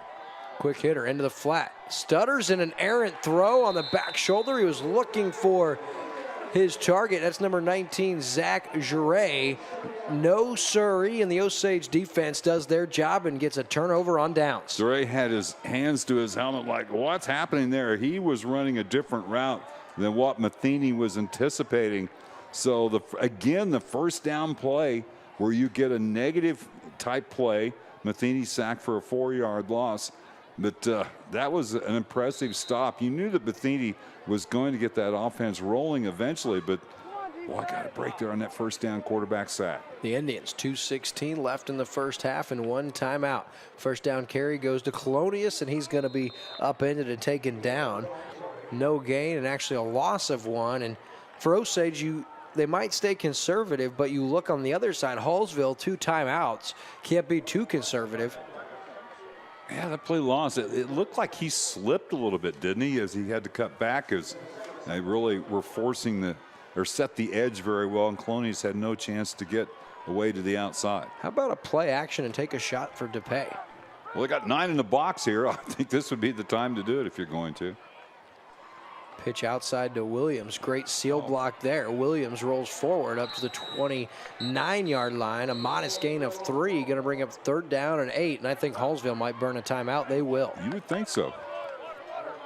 Yeah, they burned their 2nd timeout. We'll stay right here with you. Don't forget, as part of our Millard Family Chapel's halftime show, after the conclusion of the first half, we'll have the homecoming coronation ceremony for you right here with School of the Osage, of course, made possible by the generous support of Sir Dyke Yamaha. And with 1:33 left here in the first half, for Osage, you see that the Hallsville Indians want the ball back. They're going to be aggressive, and like you said, that offense is capable. So on 3rd and 8, you got to be tempted to air it out here and try to extend this drive, because if you run and don't get the first down, Hallsville's using that last time out and going to give themselves some time. I find it hard to believe that we haven't seen a shot yet to DePay, because at this point, you mention it almost every play, Hallsville's stacking that box, and we know Dane DePay can go make a play for his team. I got to tell you, with 93 seconds left in the half, and with Hallsville only 1 timeout, I think this is a running play here, William. Make them burn that final timeout. The change of possession then with the punt. You've got a punter who you trust, who can get a decent punt away. I don't know. We'll see what.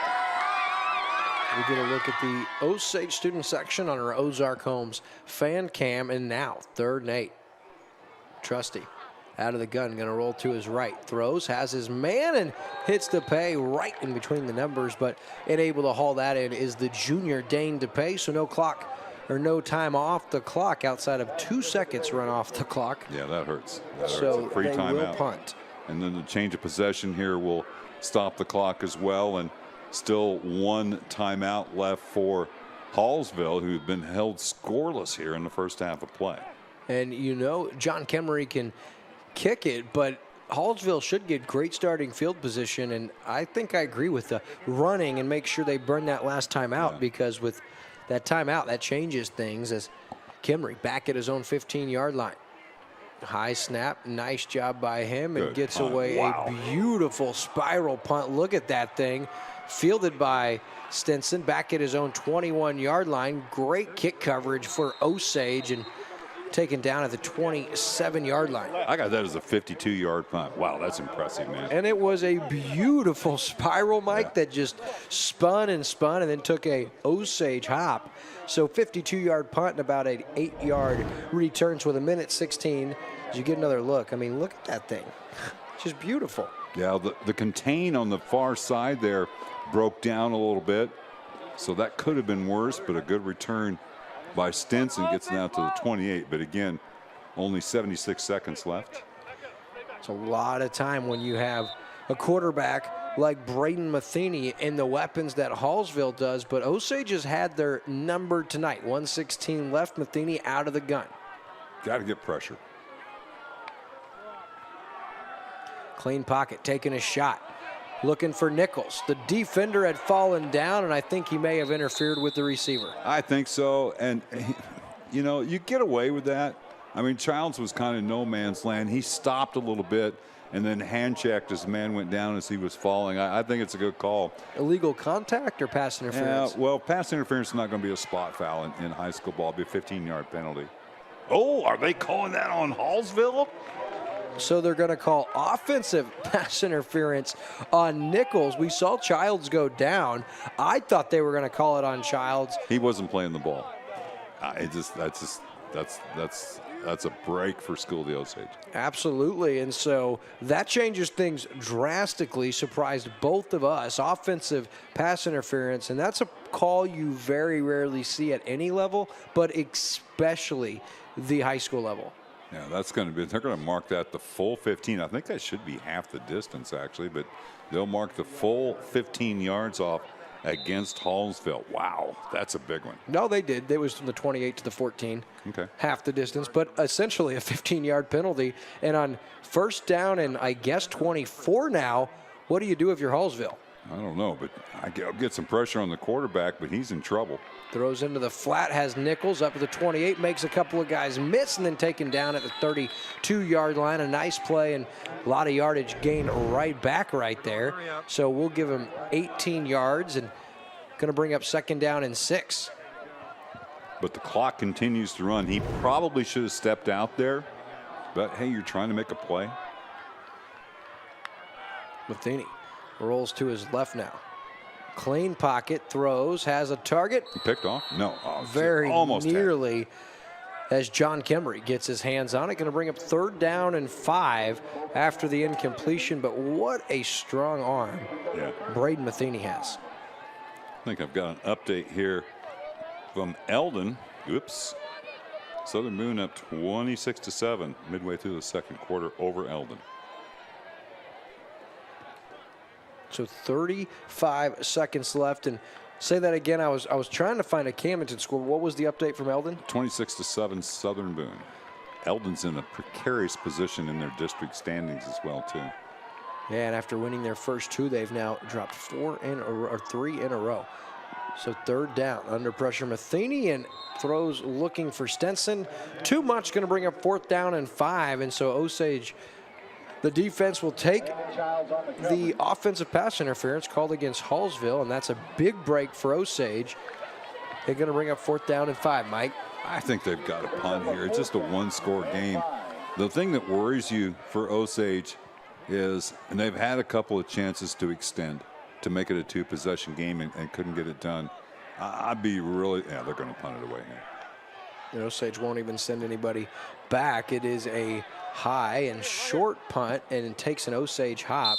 They're going to mark it out at the 38-yard line, so a 29-yard punt, Mike, and that's where Osage starts with it at their own 38-yard line, just 24 seconds and a timeout, and there's not really the offense that's designed to cover 62 yards in 24 seconds. Yeah, I'd take a knee here, man. I really would. I know that's ultra conservative. I thought they should have taken a running play on third down a little while ago. That wouldn't have really given Hallsville much of an opportunity, especially when you got a punter like they do. But let's see what they want to do here. You might try something on first down, and if it's successful, run or pass. If it's successful, then you call the timeout and try to shoot it downfield. But I think you go pretty conservative here and be happy with the lead at halftime. Trusty going to roll to his right. Now they were trying the up and under with DePay, and he had him. Now you're going to get a pass interference call. Yeah, that's a good call.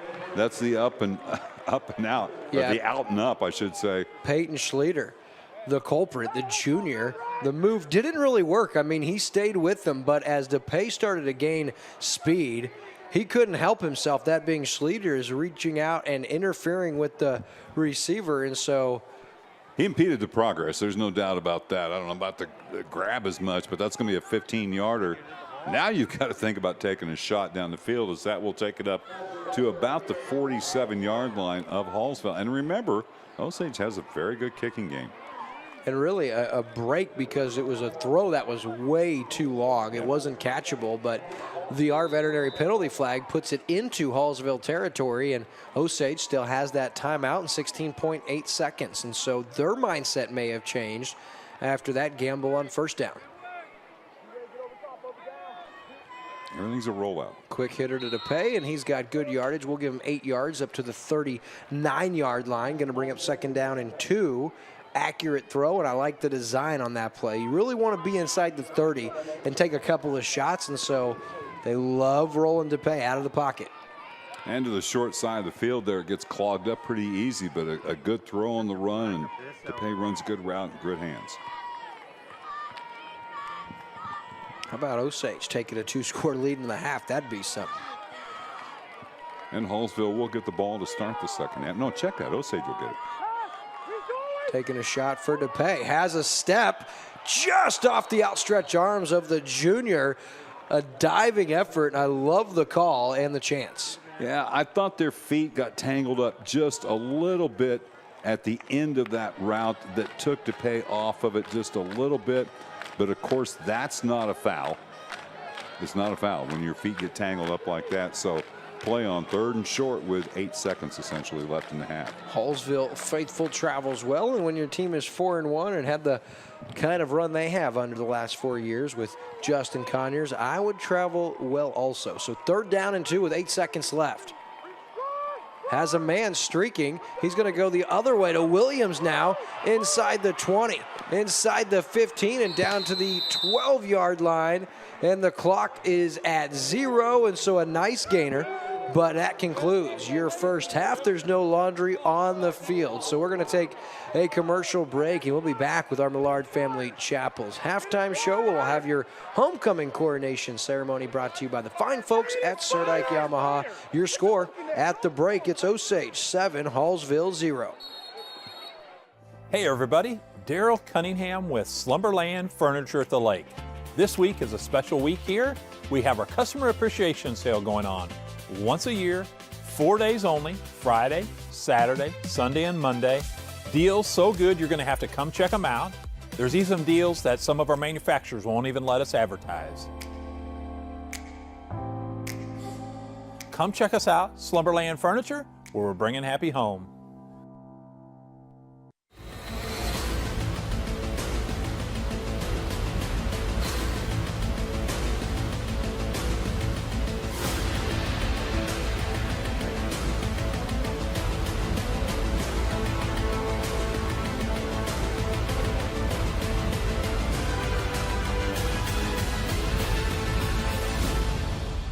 You ride on our reputation.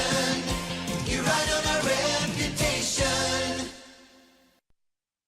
As you dream of your lake life, I invite you to dream bigger. Topsider Condos, the coolest place to live at the lake.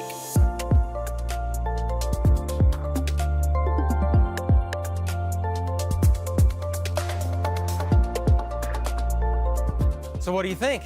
Your dream of living in luxury at Lake of the Ozarks could be but one phone call away. I wouldn't wait. Topsider.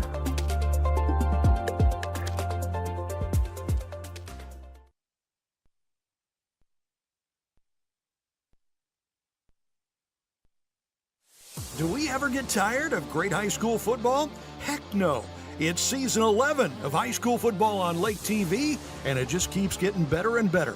Next week we'll be in Versailles as the Tigers take on the Mules of Lone Jack Kingsville. It's a new football era in Versailles, new conference, new teams, new rivalries, and a whole lot of fun. It all starts next Friday with a COMC pregame show at 6:30, kickoff at 7, right here on Lake TV. Live high school football on Lake TV is presented by Polylift Boat Lifts and brought to you by Central Ozarks Medical Center, Millard Family Chapels, Slumberland at the Lake, Crown Power and Equipment, Show Me Zero from MoDOT, Surdike Yamaha, Cool Breeze Marine, R Veterinary, Lake Ozark Real Estate, Jonathan Hartenstein, Owner Associate, Ozark Homes, Beck Wellness Center, and the Missouri State High School Activities Association. Students participated in Theme Spirit Days, and on Wednesday, the seniors were victorious in this year's Powder Puff game against a fierce junior team. The Mr. Osage competition was held Wednesday evening, in which they competed in a talent and beauty. Mr. Osage runner-up was John Kimmery, and your reigning Mr. Osage is Charlie Dooley. Today, the student body attended a pep rally where the seniors were awarded the Spirit Stick. And now let's meet your 2023 homecoming court. Your 2023 freshman class homecoming representative is Grace Roboto. Grace is being escorted by her father, John Roboto. Grace is the daughter of John and Julie Roboto. She participates in Osage volleyball, basketball, and FCA. She attends Calvary Lake Ozark Church and is part of the youth group there as well. After high school, Grace plans to attend a 4-year university.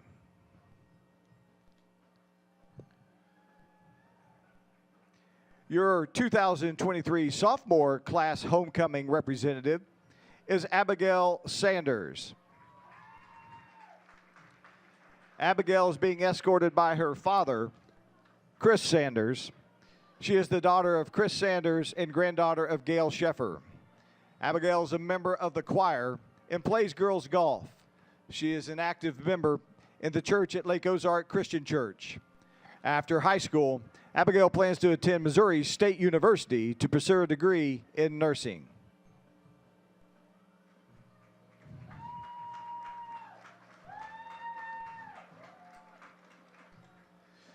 The 2023 junior class homecoming representative is Annabelle Anderson. Annabelle is being escorted by her mother, Carol Duke. Annabelle is the daughter of Anthony Anderson and Carol Duke. Annabelle is a varsity football manager, has been joyfully committed to choir for the last 7 years. After high school, Annabelle plans to attend Auburn University and major in English education.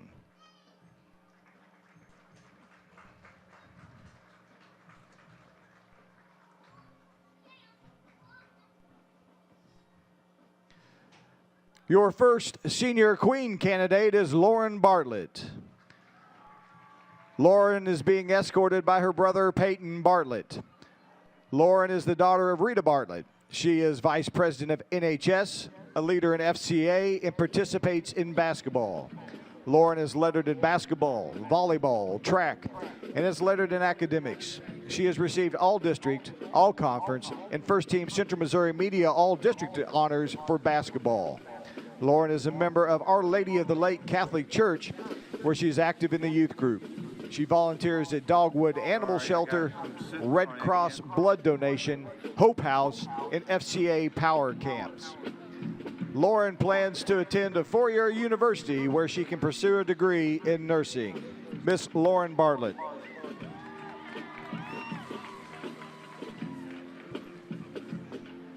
Your next senior queen candidate is Allison Steen.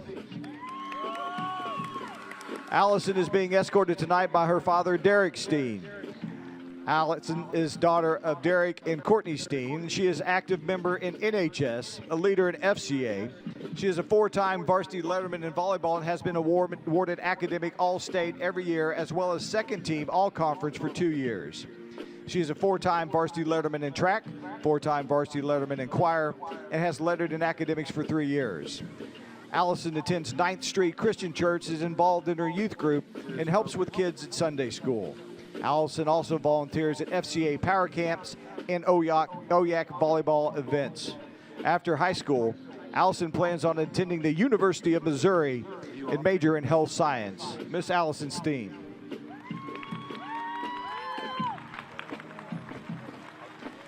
Your next senior queen candidate is Faith Falter. Faith is being escorted tonight by her father, John Falter. Faith is the daughter of John and Kate Falter and is senior class president of Student Council, president of Ecology Club, and an active member of the Constitution Team, NHS, and Always Osage Club. She is captain of their cheerleading squad and participates in girls soccer. Faith is lettered in cheer the last 3 years, and after high school, Faith plans to attend Colorado State University to earn a major in psychology and attend med school. Miss Faith Falter.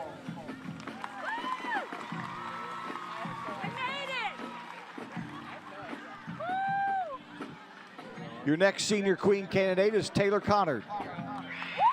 Taylor is being escorted by her father, Travis Conor.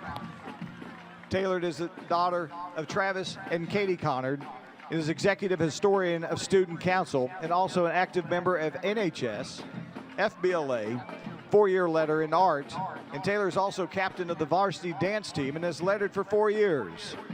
After high school, Taylor is planning on attending Lindenwood University, majoring in dance and minoring in studio art. Miss Taylor Conard.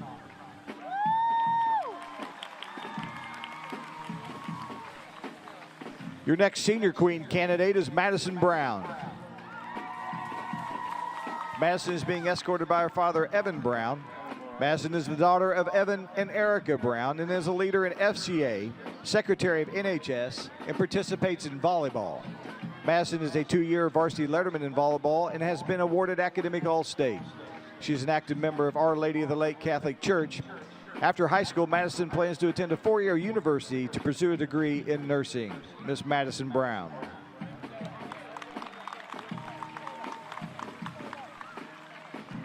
Your final Senior Queen candidate is Lindsay Benson. Lindsay is being escorted tonight by her father, Kurt Benson. Lindsay is the daughter of Kurt and Holly Benson, has participated in volleyball for 4 years, and is a 2-time varsity letterman. Lindsay has been awarded Academic All-State for 1 year, and she has lettered in academics for 3 years.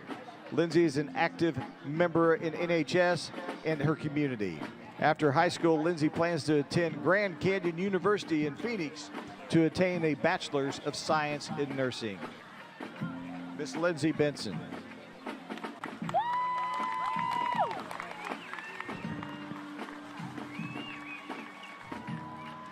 Walking down the field now are your 2023 homecoming crown bearer and flower girl. Our crown bearer this evening is Mr. Jack Dawson. Jack is the son of David and Heather Dawson and the brother of Deacon Olivia and Caroline. Jack is the Mrs. Anderson's first grade class. His favorite parts of first grade are PE, lunch, and recess. Jack loves playing PlayStation, collecting football cards, and watching the Chiefs.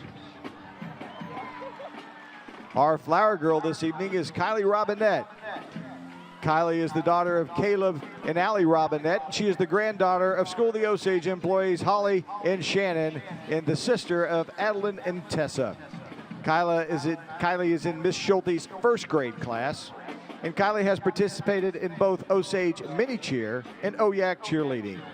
In her free time, she enjoys arts and crafts and video games.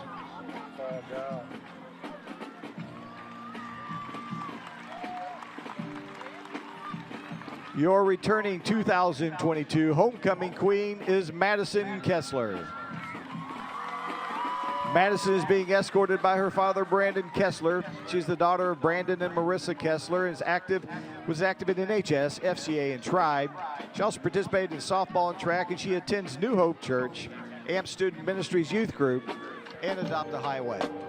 Madison was a 2-time All-State track finalist and received All-States awards in pole vault. She is also lettered academically. Madison was a 3-time state medalist in pole vault and a 2023 Class 3 pole vault state champion.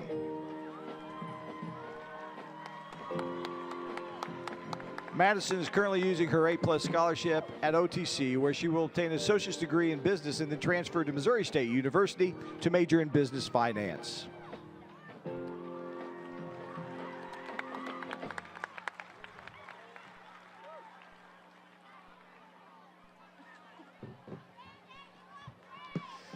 And now, your 2023 homecoming queen is Taylor Conor.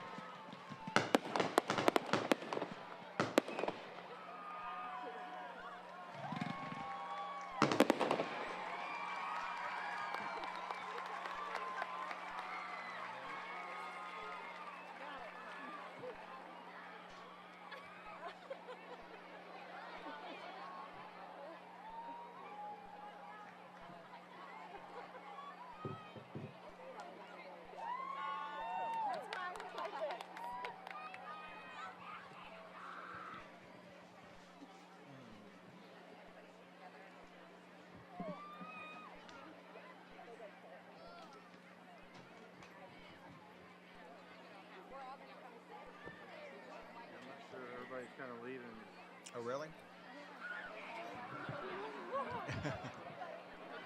Also, congratulations to Connie Wick.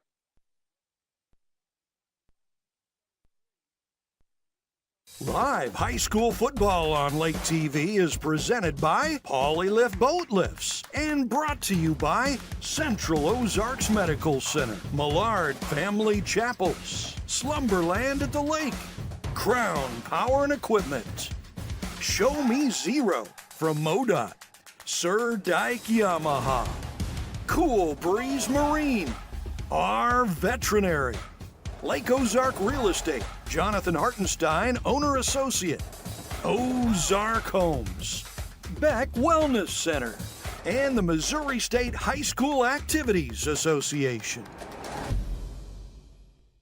Lake of the Ozarks is the boating capital in Missouri. Did you know that your prop is the most important part of your boat? With over 30 years of propeller repair at Lake of the Ozarks, Cool Breeze Marine, the prop specialist, is the choice for you. The most advanced in propeller repair and scanning, Cool Breeze Marine, the prop specialist, can help you boat smarter, go farther, and last longer on beautiful Lake of the Ozarks. Got props? We do at Cool Breeze Marine, the prop specialists. They say a picture is worth 1,000 words. The pure joy of a kid getting ready to go on the lake. Get lake ready and leave the heavy lifting to the compact frame of Kubota's powerful utility vehicle. Accelerate with Kubota's Sidekick to blur the line between work and fun. Available in orange, black, and camo. Visit your local Kubota Crown Power and Equipment dealership today. Passion, power, performance. crown-power.com. Being a successful Laker athlete takes hard work, discipline, and teamwork, much like our work here at Polylift Boat Lifts. If you envision your team being the best, you will be the best. The effort you put into building your team and working together as one unit always pays off. And remember, Lakers, who's got it better than us? Congratulations to all the Laker athletes from all of us at Polylift Boat Lifts. We don't just build boat lifts, we build poly lifts. A message for everyone using the roads. That's you drivers and riders, evening runners and those running errands, lake dippers and road trippers, fun havers and adventure seekers. Help make the roads safer by doing 4 simple steps. Buckle up, phone down, slow down, and drive sober. That's it. 4 simple steps that have been proven to prevent traffic deaths. That means more rides, runs, laughter, life. After all, simple actions save lives. At COMC, your health is our mission. Central Ozarks Medical Center offers 3 OBGYNs at the Osage Beach Clinic and 2 pediatricians with same-day appointments available. At COMC, our doors are open to everyone with 5 primary care locations conveniently located across the Ozarks. COMC for the best medical, dental, and behavioral health care. Get more info on how COMC can help you at centralozarks.org. COMC, where your health is our mission.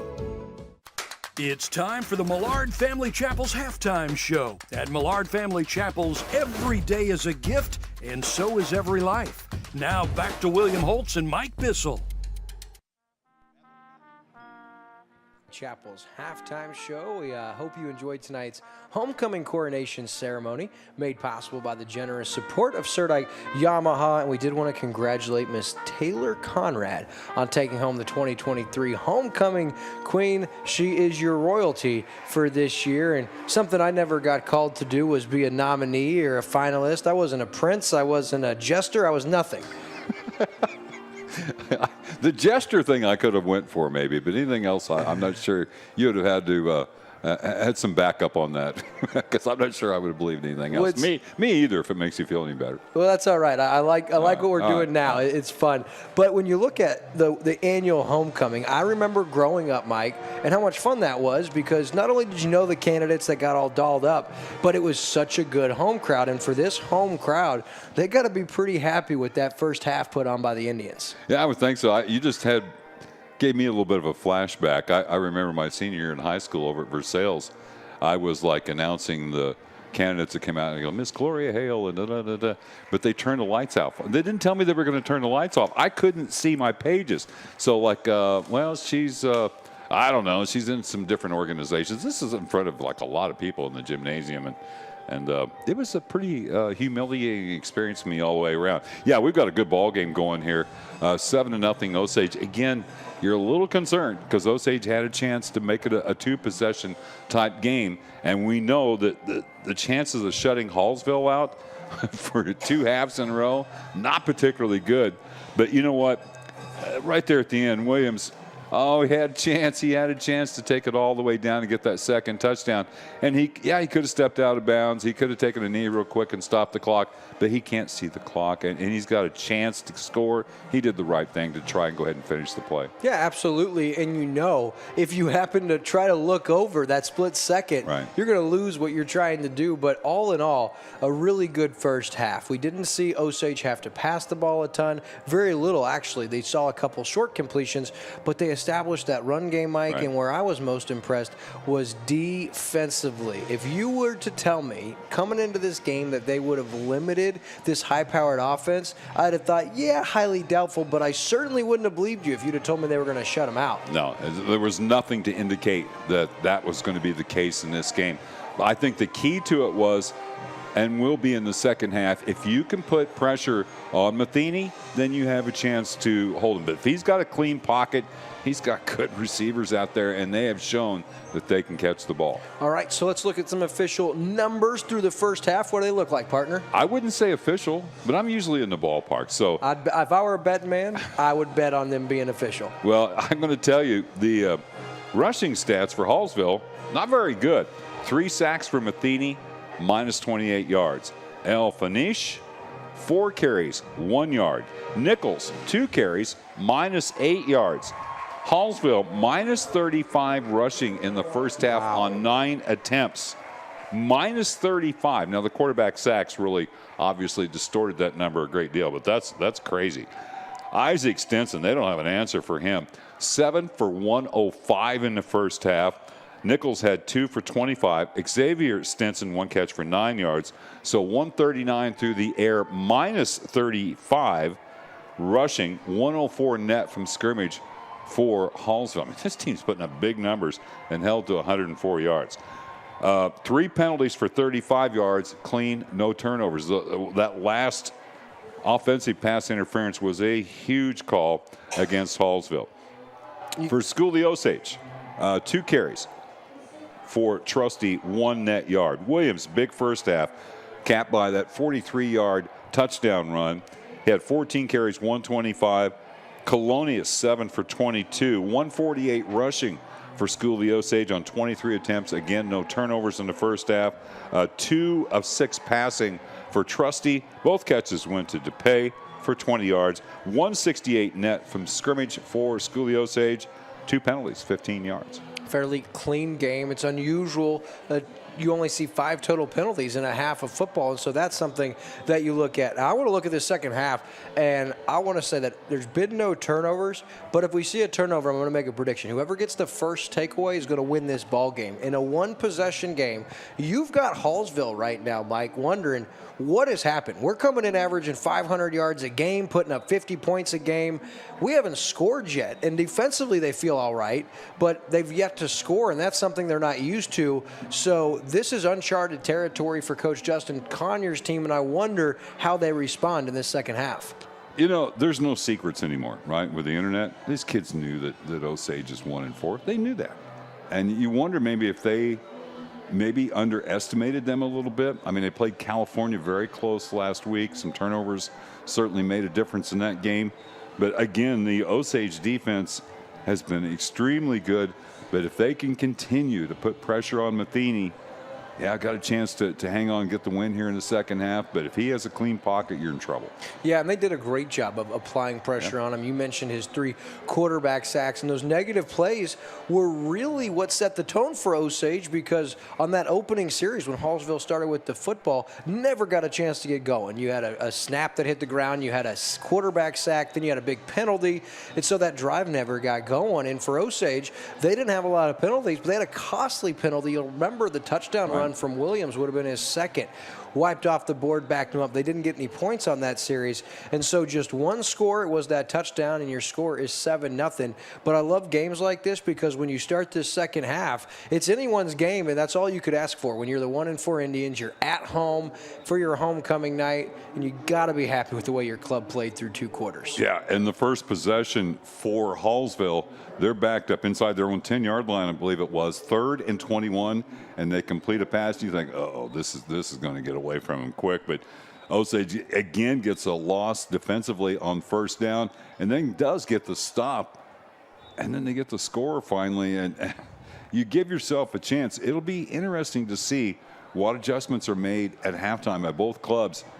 Hallsville didn't run the ball at all. They did not have any success running. So what Osage has done defensively, they've done a great job of taking away the flats, but the slant passes, and boy, the Isaac Stinson has put on a show with over 100 yards receiving in the first half of play. Been the lone bright spot, really, for the most part for Hallsville. And one thing, if you look at the quarterback, Matheny coming in, he's averaging 72% of his passes. Osage's pressure forced him to get out of rhythm. They forced him to be inaccurate. He missed a handful of throws in that first half, and you got to give some credit like we have to that Osage defense. So as we conclude the Millard Family Chapel's halftime show, Mike, and we direct our attention back to the field, getting ready for our 3rd quarter of play. We told you that Osage is going to get the football first. Hallsville started with it, and they ended up giving it back to Osage. So with a 7-0 lead, Osage going to get the football first, and that's going to conclude tonight's Millard Family Chapel's halftime show.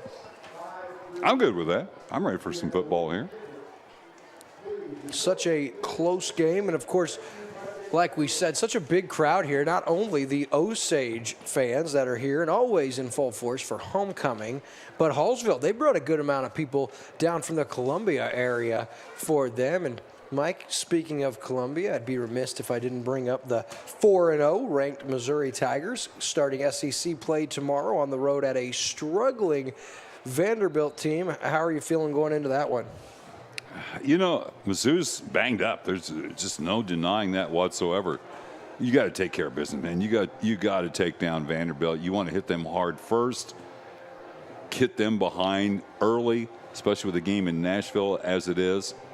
So to get to 5-0, and that's huge. And, you know, you keep hearing, okay, good recruiting classes. You've got to turn it into wins on the field. And not just close games against good teams. Got to convert to wins. And I worry it could be a trap game. Missouri a 14-point favorite, which surprised me going into that one. But our attention for now is on the high school level, where Osage up 7-0, set to get it. And set to kick for Hallsville, number 30, Abe El-Fanish. Did I say that right? Fanish. There's a short kick, and nicely done. On the return for Osage, they let that go out, and they're going to get great starting field position here. That's number 17, Robert Dudds, the sophomore. So Osage gets it 1st and 10 at their own 35-yard line. You think they keep running it to Williams and Colonius, or do you expect to see Mr. Trusty air it out a little more in the second half? You got to run the ball. You've got the lead. You've got the lead by running the ball successfully. And you've got to just do what's best for you. They'll get it out to the 35. Versailles leading Clinton 23-21 at the half, and it was not going well earlier for Eldon as they hosted Southern Boone. We'll try to get an update on that here soon. As for the Camdenton Lakers at the 4-1 Liberators out of Bolivar, that game being played at SBU is field there in Bolivar, Mike, and Camdenton up 20-9 halfway through the second quarter, almost actually at halftime at this point. That was our latest score. So Camdenton up 11. First down, Williams. Big hole, closes quickly, but positive gainer up to the 40-yard line, just like the first offensive series started for Osage on a 5-yard Aiden Williams run. Yeah, closing speed there by Xavier Stinson. That looked like Williams. Man, he gets in the backfield. That's going to be a big, big gainer, but Stinson came over from his linebacking spot. And when it looks like Osage is doing their best running the ball, they're running off right tackle.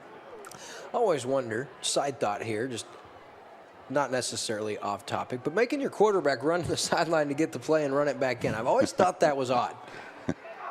Well, maybe you just don't trust that signal in. A lot of late shifting.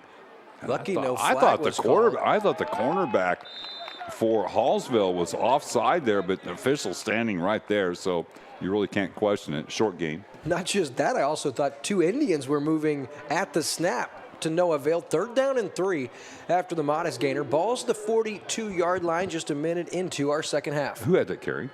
That was Aiden Williams again. Okay. So he has 16 carries for 132 yards. Man, what a gain. Comes in averaging over $110 per. Already hit that 100-yard mark. I believe that's his 5th 100-yard game out of 6 so far this year. Williams on 3rd down and got it.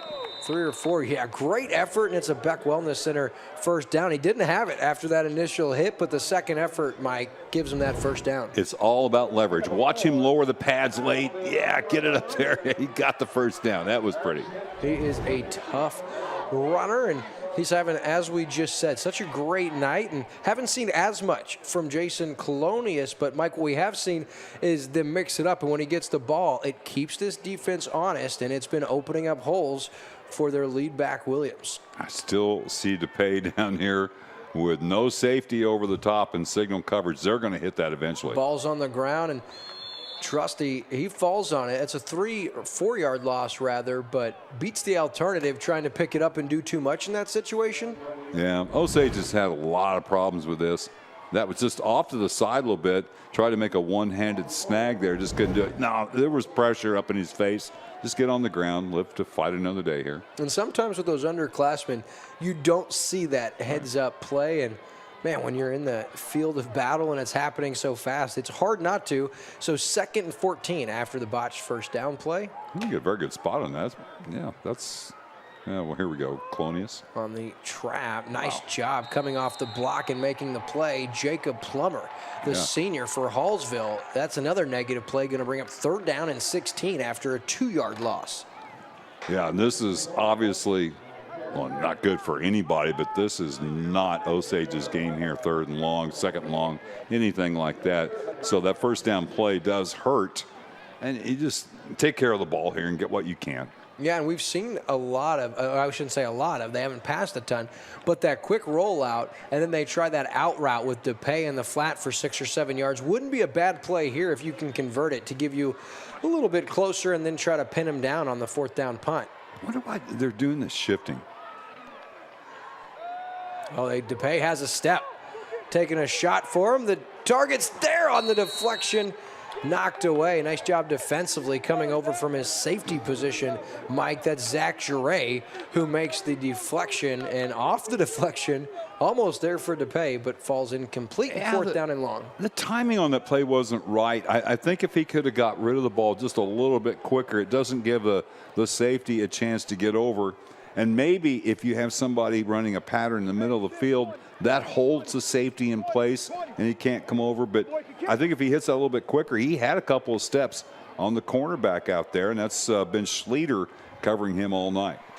So John Kimmery comes in an obvious punt situation for the Indians. Low snap, he fields the hop, gets it away low. Look out for a ricochet, and that actually works out real nice for Osage all the way down to the 18-yard line, a 42-yard punt, but it was one of the less attractive 42-yard punts you'll ever see. Yeah, it looked like Ozzie Smith there on the short hop, catching that cleanly like that. That was impressive, and that saved a big loss and flipped the field position here, first possession for Hallsville, and they couldn't run the ball at all in the first half. Let's see if they've made any adjustments at all in that regard. They may just start airing it out. And Mike, that play right there seems innocent enough, but that is huge. Right. Kimmery's ability to field that and get off not just a punt, but a punt that flips the field, you cannot stress enough, and that could loom large here in this second half, that special teams play by John Kimmery, the senior for the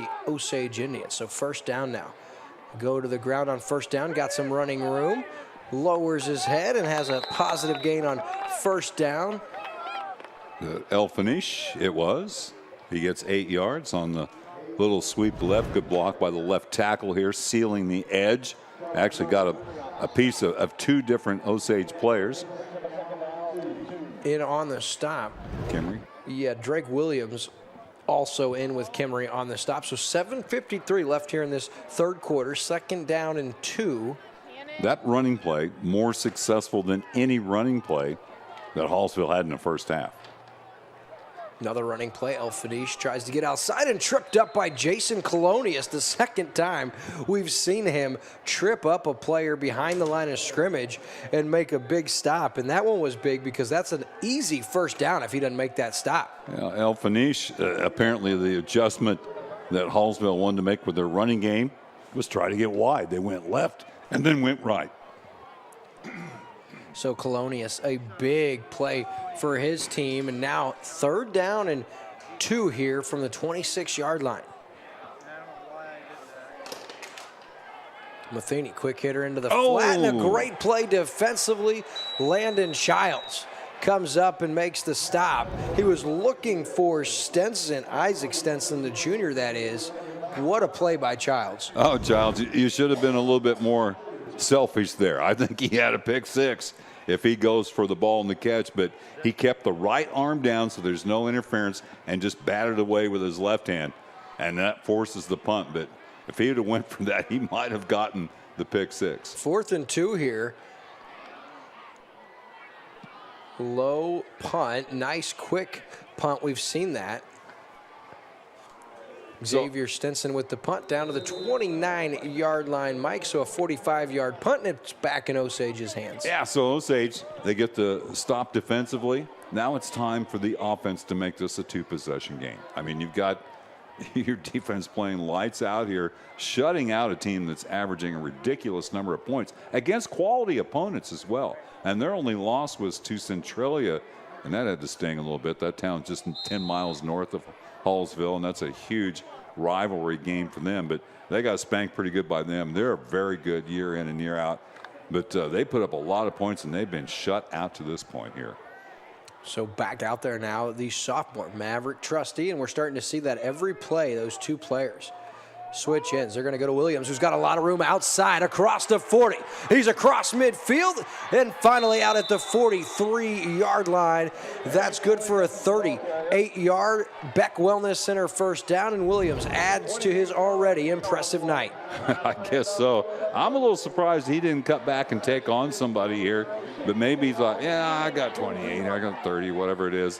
That's good enough. That big flipping of the field position there by the run. And again, the big plays for Osage tonight has been running to the right. They get the edge set by the right tackle, and it's been very successful. And that right tackle is Peyton Havner. So last 2 plays we've seen it. We didn't see it here. Colonius gets the carry. Nice front blocking. He's got good yardage across the 35-yard line. We'll give him 8 yards. And Jason Colonius, the junior, a strong run, but great blocking there, not just from Aiden Williams, but also the right side of that line, Mike. Yeah, they've done a good job with that counter with him, and that's got to keep the defense for Hallsville a little more. And they have to stay a little more static. I mean, they just can't over pursue to Williams' side. And hopefully Colonius can maybe break one of those somewhere along the line here. Can you say time of possession? Yeah, it's been crazy in Osage's favor. It just keeps that high-powered offense off the field, and Osage perfectly fine with these plays. 2nd down and short. Aiden Williams, a Beck Wellness Center first down carry to the 32-yard line. And that's another fresh set of downs for Osage. Yeah, he wasn't able to get the pads all that time and got hit up high. And I think he wants to come out for a play. He's kind of signaling over the side. Oh, he was signaling first down. He was wondering, why aren't you moving those sticks? It's not even close, man. Yeah, both lines people were able to had a spot as a first down. But, yeah, they wind the clock now. And, again, Osage grinding it out. And, William, can you get to a 2-possession lead against this team? This would be something. They've had their share of opportunities tonight, but this one sees them at the 31-yard line of Hallsville on 1st and 10. Williams, the carry. Nice cutback. Great cut across the 25 and down to the 24-yard line. That's another 7 yards. And Aiden Williams starting to pick up yards in bunches. Yeah, this time he does go over the left guard. And a nice subtle little cutback just as he took the handoff. Man, that was impressive. And showing his quickness there, that little sidestep move, and then comes back to the middle, gets the pads low, and gets that extra yardage at the end. He is always falling forward. You know, it's hard to push him backwards, and a solid 7-yard gain brings up 2nd and 3, and we've not seen Dane DePay off the field a lot. So in there at wide receivers, Noah Stevens. They're going to give it to Colonius. Lowers his head inside the 20. Another Beck Wellness Center first down, and the Indians inside the Lake Ozark Real Estate red zone. 1st and 10 at the Hallsville 19, Mike. What a block by DePay, who come aggressively from that right slot back in there to get the first down, to help Colonius get the first down. Tick, tick, tick, tick, tick, man. 4:35 left in the third quarter. Osage grinding it out here. Yeah, on their opening possession, they were forced to punt, but the defense gets it back, and the offense on this, their second possession of the second half, eating that clock and moving the football. Big hole for Aiden Williams inside the 10 to the house. Touchdown for the second time tonight and 4th time on the season. The junior gives the Indians a 13-0 lead. Just impressive blocking at the point of attack. Again, that quick little subtle move, the jump back inside. Look at that, great block. Colonius getting a block there. Of course, the offensive line doing the job, but Colonius sealing there as well. Wow, impressive blocking, great finish, and Landon Childs in to attempt the hold. The extra point is up, and it is true. Brady Clark adds to the Osage lead, and with 4:12 left in the third quarter of play, the hometown Osage Indians out in front over Hallsville, 14-0. Sometimes we take things for granted, but it truly is the little things in life that make a big difference and give us our best memories. At Millard Family Chapels, we honor and celebrate those cherished memories, no matter how small, because we know it's those special moments that mean the most to the families we serve. At Millard Family Chapels, we believe that every day is a gift, and so is every life. Take time to enjoy it. A message for everyone using the roads. That's you drivers and riders, evening runners and those running errands, lake dippers and road trippers, fun havers and adventure seekers. Help make the roads safer by doing 4 simple steps. Buckle up, phone down, slow down, and drive sober. That's it. 4 simple steps that have been proven to prevent traffic deaths. That means more rides, runs, laughter, life. After all, simple actions save lives. And back here, and the Osage Indians extend their lead to 14-0. 4:12 left here in the third quarter, and this time another Aiden Williams touchdown rush. Mike, what a night for the junior, and he gave you permission. I didn't get permission to call him this, so I'm going to let you call him the nickname. The A-Train? Is that it? The A-Train? He gave you permission to call him A-Train. Oh, so. He actually wanted me to do it. It wasn't permission like I'd ask him or anything. He brought it up. And the Colonius kick out of play, and it's going to be procedure. So an our veterinary penalty flag gives the Hallsville Indians the ball at their own 35-yard line. And a team like Hallsville, even though you're down 2 scores, which is huge for Osage, Mike, I mean, this offense is designed to put up a ton of points quickly. So even though it's 2 scores, you never feel like Hallsville's even close to out of it. No, not at all. Not at all. And I just am so impressed with what Osage has been able to do tonight. They had a good game plan, obviously, with the coaching staff they got. But to execute that game plan, that's been the impressive part here tonight. Homecoming night from School of the Osage. And up through 2 quarters, 7 minutes and 48 seconds, it's been ideal for Osage. The new quarterback in there for Hallsville. First attempt, has his target, makes the first couple guys miss, still on his feet, takes a slew of Osage Indians, and no, that's still Braden Matheny, sorry. Number 1 in there. So on first down, it's an 8-yard gain. I threw it for a loop, didn't I? No, I knew who it was. You knew not to trust what Will says. Oh, come on. It's not easy. We're like 100 miles from the field here. I'm trying to get that catch. I think that was Jure, I believe it was. With his number first 19. Catch. Right. Zach Jure on the 8-yard gainer, and on second down, run a Beck Wellness Center first down carry, but Stevens trips up the ball carry up to the 49-yard line. El Finish with a Beck Wellness Center first down, and with 3:30 left in the third quarter, Hallsville, a fresh set of downs, facing a 14-point deficit for the first time tonight. And I wouldn't be sure after that loss to Centralia, but I highly doubt they've been down 2 scores too often this year. Oh, no way. Had a shootout with Boonville, obviously, 102 points. Over the middle, has his guy just over the outstretched arms of the linebacker. That's good for 8 yards. Boy, good pocket presence there by Matheny as he finds Isaac Stinson. Isaac's 8th catch of the night. This one for 8 yards. And we do have an our veterinary penalty flag on the field. I didn't see that. I didn't either. Are they picking it up now, or are they? No, they're marking him back. So, okay, they're kind of. There's one to find out what Coach Jolly wants to do. He wants to take the penalty, obviously. Well, yeah, after the 8-yard gain. And we get word from our director of photography switching in the truck, Andrew Evans, and an eligible man downfield. So that'll back him up to the 44-yard line. First down and long for Hallsville. And that was the story for them in the first half, Mike, when they got no rhythm offensively. A couple of big sacks, tackles for a loss, couple of penalties. And so 1st and 15. Boy, Matheny was impressive in the pocket on that play. Well, he's going to take a shot here looking for Stenson. Overshoots his target. Really nice coverage. Oh, by no. No, he had his hand on his back. He was already out of bounds. That is not a good call. The official right there did not throw the flag. The official, the linesman trailing the play by 20 yards, throws the flag there. I mean, this play is over, out of bounds. He put his hand on his back. He didn't need to, and that's not a penalty. No, I didn't see it. We have the fortunate pleasure of getting the replay, but even in real time, Mike, I was with you. I cannot believe I saw the our veterinary flag fly. And Coach Shannon Jolly is beside himself.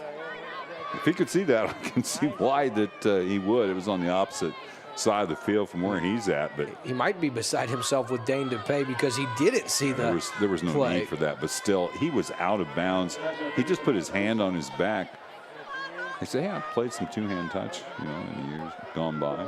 But that gives a free first down to Hallsville inside Osage territory. It should have been 2nd and 10. Now it's 1st and 10 at the Osage 41. And goes without saying, but a team that needs no breaks, this Hallsville Indians team now inside Osage territory. Fresh set of downs with 3 minutes to go in the 3rd. Matheny. Clean pocket, rolls to his right, throws, and no one home except for a couple of Indians. So that falls incomplete, brings up 2nd down, and great coverage downfield by Osage. Yeah, Hallsville ran 3 receivers down that right side and was running a combination route, and it never developed. I think somebody crossed in front of a teammate there that wasn't supposed to, and Matheny said, I'm just going to get rid of this thing. It worked out pretty good being down here at the lake. So after the incompletion, 2nd down and 10, 2:53 left, and you just get the feeling, of course, Osage in control. 1 touchdown for Hallsville changes things so quickly. You'd love to see Osage's defense keep this shutout intact. 2nd down and 10. El Kanish with the run, and he gets nailed at the initial line of scrimmage. El Kanish goes nowhere and brings up 3rd down and 10. Reading the key there, and Matheny, if you'll watch him, he'll start moving toward the line of scrimmage on a running play almost every time. Not sure why, but if I'm a linebacker, man, I'm hitting that gap hard when I see him step forward like that. I know broadcasting worked out well, but did you ever think or have the desire to be a coach? No, coaches get fired. Well, I got fired too. So in well, broadcasting, we all could get fired, but you've got that mind that those things a lot of coaches can't pick up on. 3rd down and 10. Double A gap blitz. Just nailed him and gets the sack on the play, number 25 for the Indians. Jaden Wilkes, the sophomore, nailed the would-be blocker. Mike just ran him over and then trips up Matheny for the 4th quarterback sack of the night. Double A gap blitz, and he gets through, and El Kanish was just leveled there and got a hand on Matheny's ankle and drops him for the sack. Jaden Wilkes, the sophomore, one of the more exciting plays you'll see, and that prompts Hallsville to call a timeout. Their first of the half. They're left with 2, but they're trailing the hometown Osage Indians 14-0. We'll be back on Lake TV. It's time for a new home, and your solution is Ozark Homes under the water tower in Lori. Your home is and should be your safe place. At Ozark Homes, we take your dream and make it a reality while staying within your budget. With real estate and construction prices at an all-time high, let Ozark Homes stretch your dollar. We have many customizable options, including kitchens, bathrooms, fireplaces. We even offer a second-level option. Quotes are always free, so give us a call or stop by today. Ozark Homes, making homeowners' dreams a reality for over 30 years. Your furry friends are more than pets, they're family, and at our veterinary, we understand that. With multiple locations, we can service your pets when and where you need it. Our team of professionals offer routine wellness, orthopedic care from broken bones to joint repair, and even emergency services. We are ready to welcome your pet to our family with medical or preventative care. Our veterinary, with 6 convenient locations, the team providing exceptional care for your pet when and where you need it. Back here on Lake TV in Hallsville, Mike, they call a timeout, and at the 45-yard line of Osage, down 14-0, a quarter and 1:36 left here on the third quarter clock. Are you tempted to go for it here? Yeah, that's why they called the timeout. They wanted to make sure that they had everybody on the same page. The blocking assignment's good. They've got trips left. What's the tight end of the weak side? So on 4th and 16. Matheny takes the snap and rolls to his right. Has time, steps up in the pocket, throws, and nice defensive play. Nearly picked Landon Childs. His third pass defended tonight, Mike, and the ball goes back over to Osage. What a stand for the hometown defense. Yeah, and I like this play. I don't know if he did it on purpose or not, but you're better off knocking this down on 4th down. Yeah, he was contested. I mean, you're trying to catch the ball. It doesn't matter. It would have turned the ball over to Osage either way. But now the Indians... Oh, I can't say Indians tonight, right? Because that really doesn't describe You're the situation. always right if you say the Indians. Yeah, but I'm always wrong, too, at the same time. But Osage now with a chance to really stretch this out. 92 seconds left in the third quarter. And, man, they're going to pound it again. They're going to pound that ground game. I'm so impressed with that time of possession for Osage, Mike, because that's what's been the story right now for me is all the clock they've eaten up. And that's not allowed Hallsville to yet get in a rhythm tonight. First down, ball's on the ground. Luckily, Trusty jumps on it. Right there was number 56, Jack Wooden, the freshman linebacker for Hallsville. Yeah, the handoff was on the hip there, and that's very fortunate for Osage to hang on. You've got, did you have a Camdenton score? I didn't yet. It was 20-9 on my last update. Yeah, Eldon's on the wrong end of it. 48-19 at halftime against Southern Boone. But Versailles at halftime, 23-21 over Clinton, in Clinton. And we're in Versailles next Friday night. That's going to be fun. They play Lone Jack at home, and if they could win tonight, they'd be 3-3. Here's Colonius now. Nice cut back there, and gets a couple positive yards, gets that lost yardage back, but not a whole lot more. Going to bring up 3rd down and 9, and we're inside 40 seconds left in the third quarter. Could he have brought this on outside? It looked like he had a chance to do that. Williams a little slow getting off the ball. Nah. I don't think Colonius trusts his speed. Yeah. He's not as quick as Williams, and I think he thought he'd fight for some yards. Did get a couple, but I initially thought outside was the way to go, and that brings us to 3rd down and 9. Osage will be forced to snap it here as there's a 2-second difference between the game clock and play clock.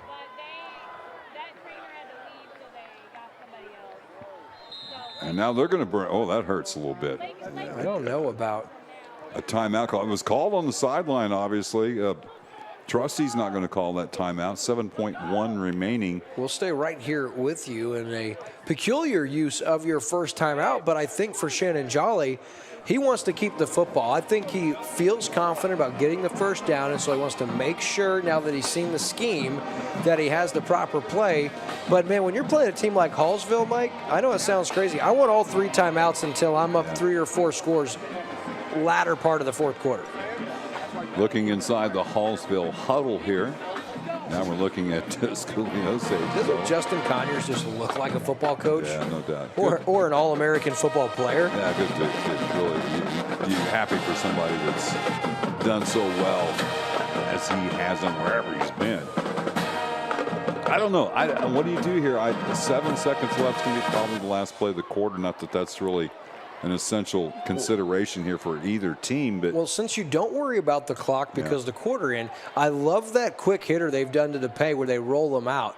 The only issue is the right side of the field is your short side of the field. Do you want to roll Trusty to the left side and have him throw across his body? But that play has been there tonight so far. You know me, I'm not a huge fan of the rollout, especially the short side of the field, because it cuts the field in half, and actually it cuts it into a third. But that's the pass play they're going to use, it looks like, although they overshift to the left side. Actually, they're going to give to Williams, who tries to get outside across midfield, across the 45. He's got a Beck Wellness Center first down, and on 3rd and 9, Aiden Williams has 10. Where do they go? Where do they go when they need it, when they really need it?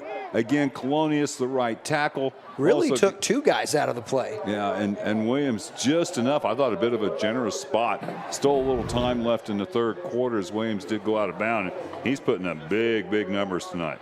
Man, what a block. Jason Colonius blocked the defender into the other defender, really springing Williams. And, Mike, you see that speed when he tries to get outside. He's got a different level, turned it on, and a big gain there. Williams getting close to 200 yards on the night. Would they go to a veer?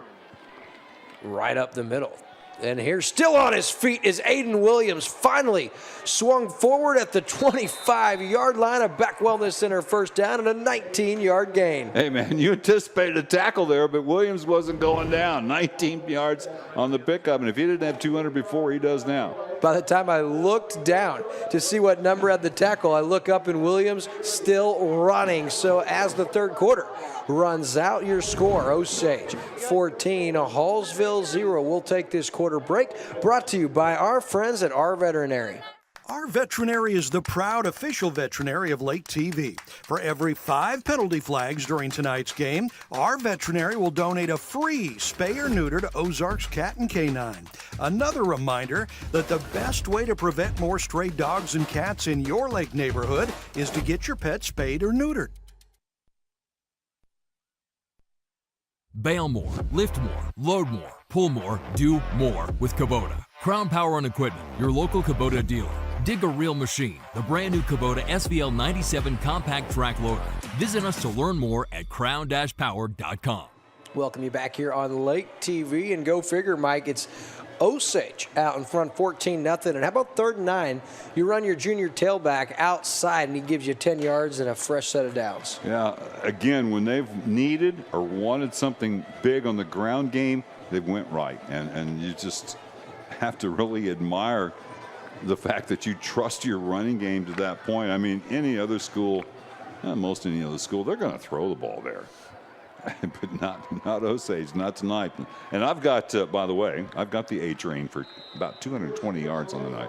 That's a lot. That's a lot through 3 quarters. That's a lot through 9 quarters. Like I said, that's 220 yards more than I totaled in my career. You bet. I was one of those missed opportunities.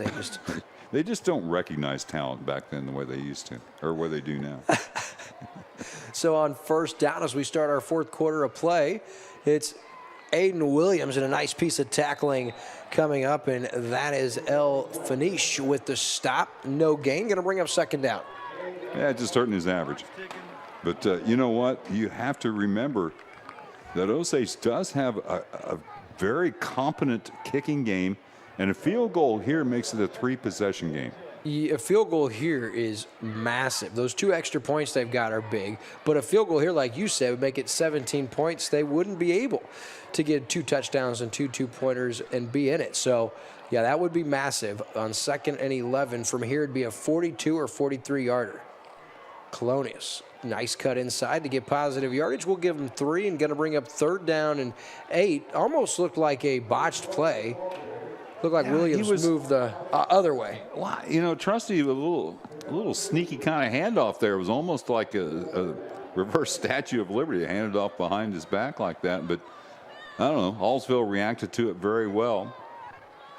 Now what do? You gonna run off right tackle with Williams here? We may not see Trusty pass again tonight, simply because that clock keeps running and the running game's been so effective, Mike. Right. I mean, 3rd and 8, typically, yes, passing situation, but maybe not. And this could be 4-down territory as well, too.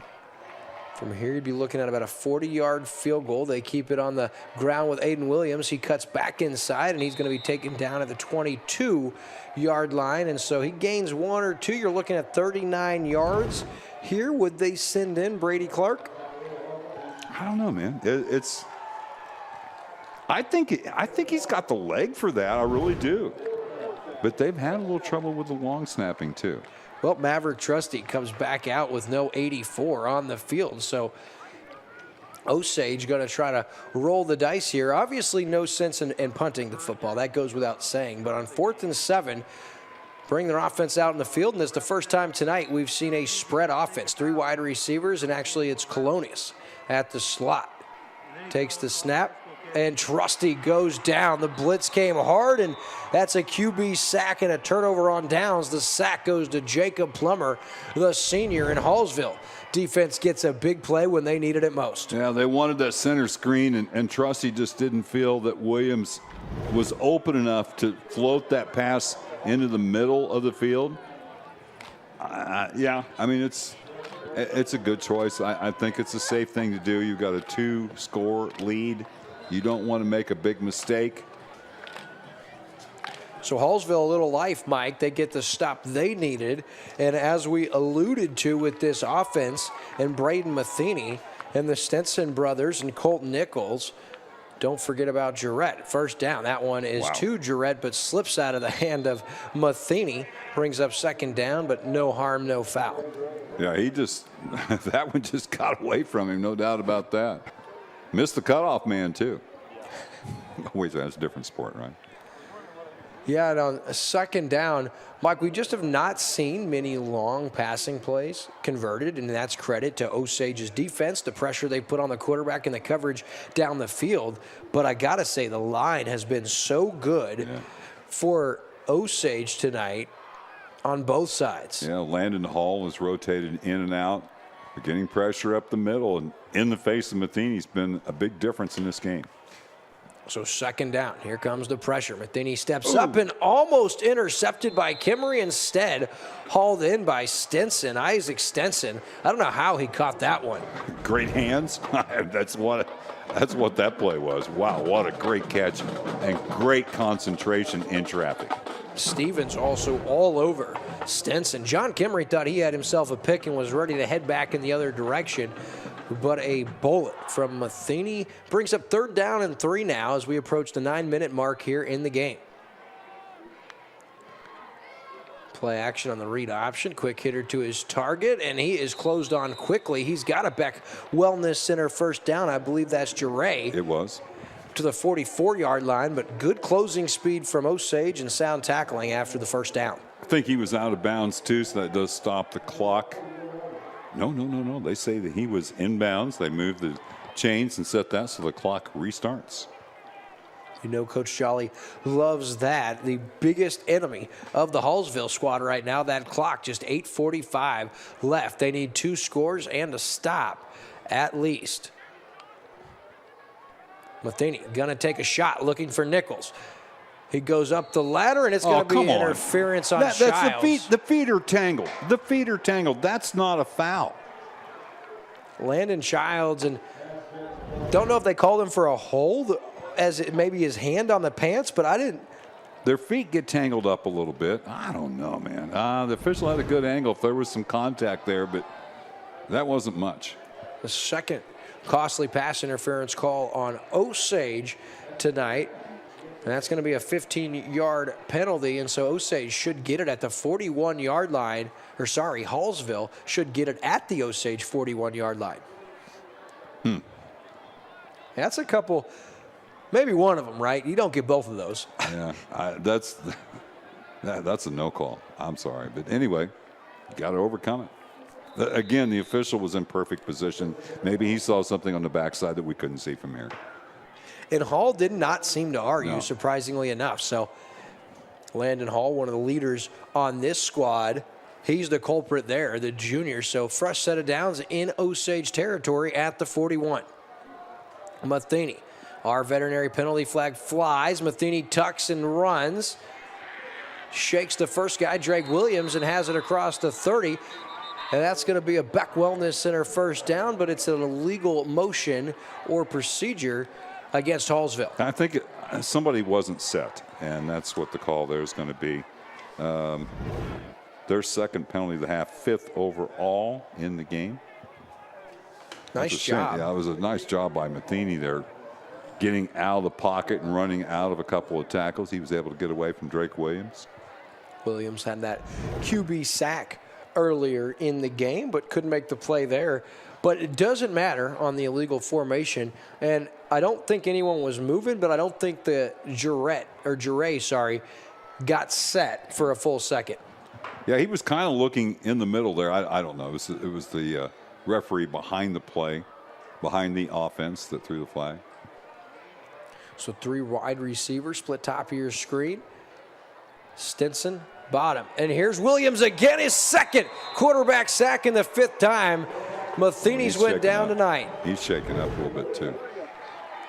Look at Williams. No one even saw him or touched him, and that's a strong young man right there. Drake Williams, his second quarterback sack of the night.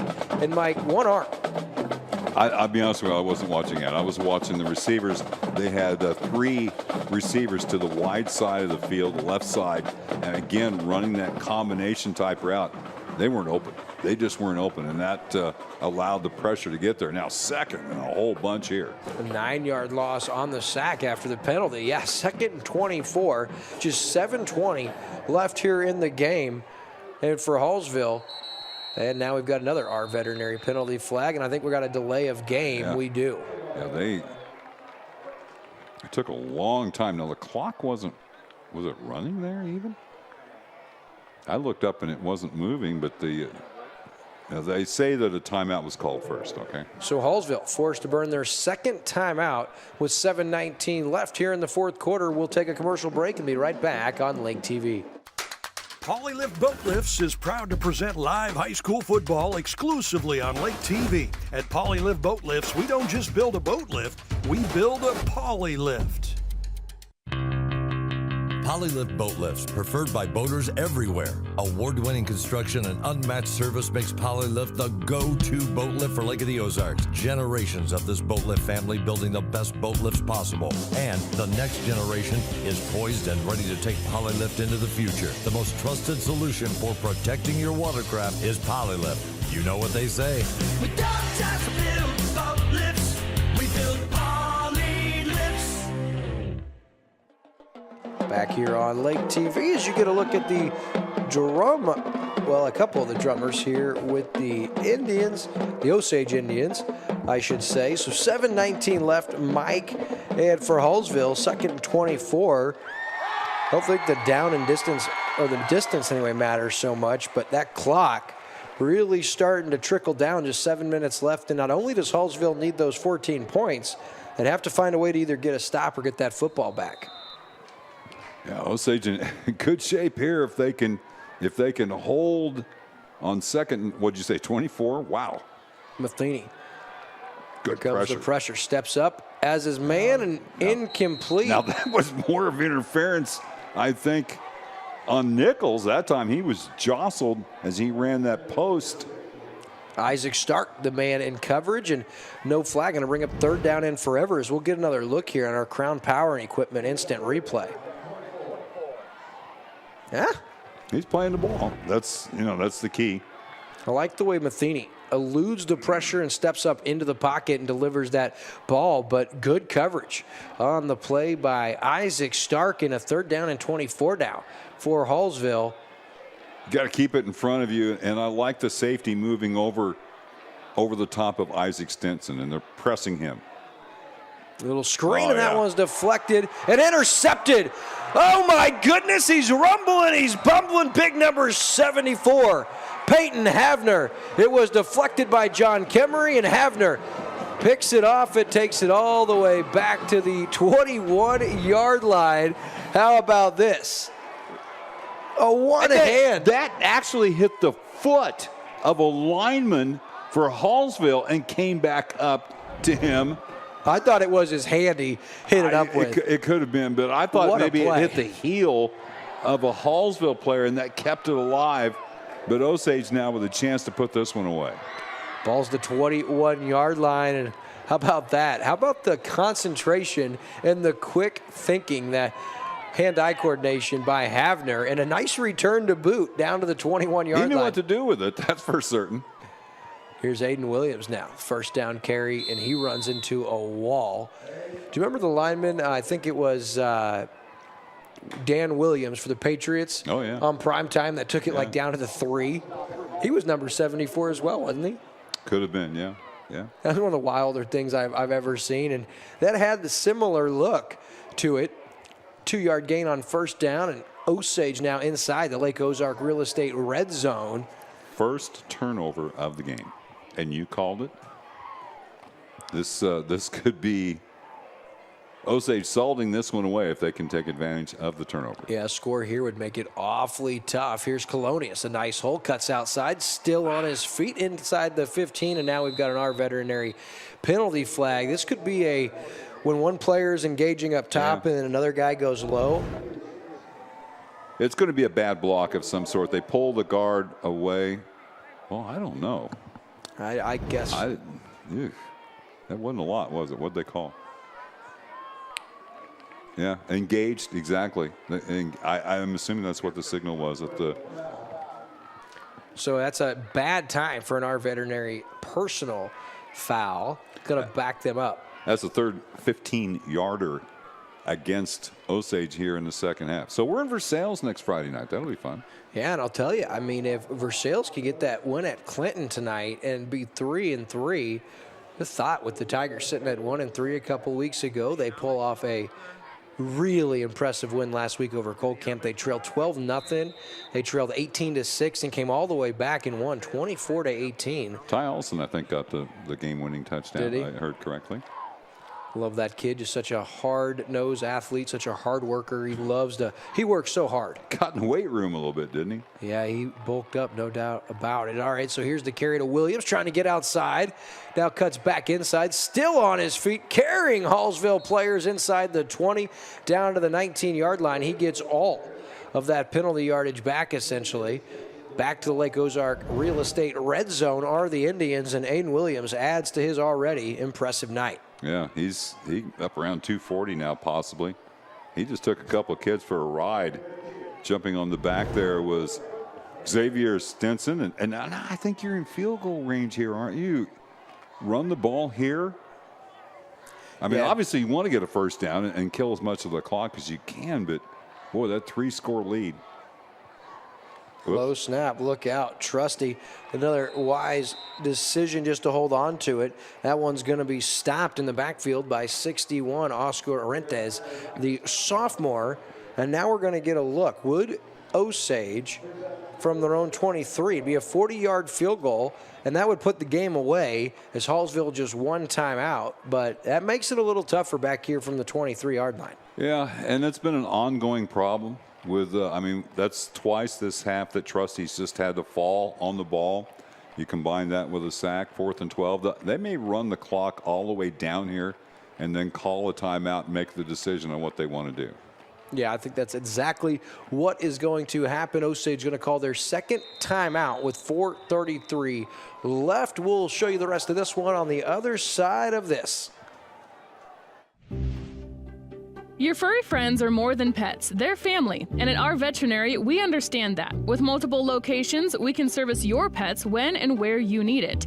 Our team of professionals offer routine wellness, orthopedic care from broken bones to joint repair, and even emergency services. We are ready to welcome your pet to our family with medical or preventative care. Our veterinary, with 6 convenient locations, the team providing exceptional care for your pet when and where you need it.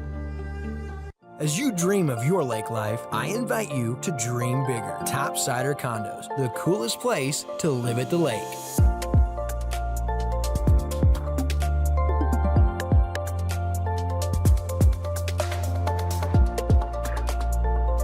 So what do you think? Your dream of living in luxury at Lake of the Ozarks could be but one phone call away. I wouldn't wait. Topsider. And we are back here at School of the Osage for their annual homecoming night. And Again, want to give a shout out to your homecoming queen tonight, Taylor Conrad, and a good night for the Osage Indians as a whole. They lead, and they're going to try a 40-yard field goal here. I'm behind it. I really am. The important thing for the kicker here to remember is trust your leg. You don't try to overkick it and kill it. Just trust yourself. You've got the leg. Childs to hold. The kick is up. The kick is good. Oh, it was Brady Clark from 40 yards nails the field goal, and assumingly that's going to put this one away. It's 17-0 Osage, and how about that? The sophomore, Brady Clark from 40 yards out, just enough to clear the crossbar, and Osage out in front by a score of 17-0. Hey everybody, Daryl Cunningham with Slumberland Furniture at the Lake. This week is a special week here. We have our customer appreciation sale going on. Once a year, 4 days only, Friday, Saturday, Sunday, and Monday. Deals so good you're gonna have to come check them out. There's even deals that some of our manufacturers won't even let us advertise. Come check us out, Slumberland Furniture, where we're bringing happy home. Hey, I'm all about the 240 yards, Mike, and 2 touchdowns for Aiden Williams. But you had a 40-yard field goal in a high school game.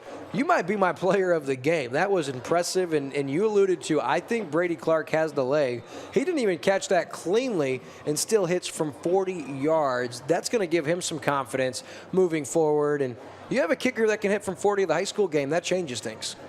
I used to play golf a lot with an old friend of mine, and if you hit an ugly shot and hit a tree and rolled onto the green, he would say they don't put picture on scorecards, and they don't put pictures on scoreboards either. That got the job done. You've said that to me a time or two out on the links before. Well, and that into the end zone. Yeah, as soon as the ball crosses the goal line, it's a touchback. And probably best for that young man who just decided to go, because there were 3 or 4 Osage Indian cover men right there. So the ball will be moved out to the 20 on the touchback, and with 4:27, Mike, Osage in control here. Don't want anybody behind you. That's the only thing you have to think about defense here. Make them catch the ball in front of you. You've got to put somebody over the top in coverage on Isaac Stinson. You cannot let him beat you deep. Well, we do have a score update from Bolivar. Camdenton running away with it. They're up 34-9. Boy, it could end up being a really good football weekend. You could get Camdenton and Osage both winning. Mizzou could get the win, and then, of course, the Bills and Chiefs could do their business. Now, Jure gets the catch, and that closes quickly. He tried to run and switch fields, but Osage defense says no siree. That's another negative play. We'll say no gain officially. Stays right there at the 20.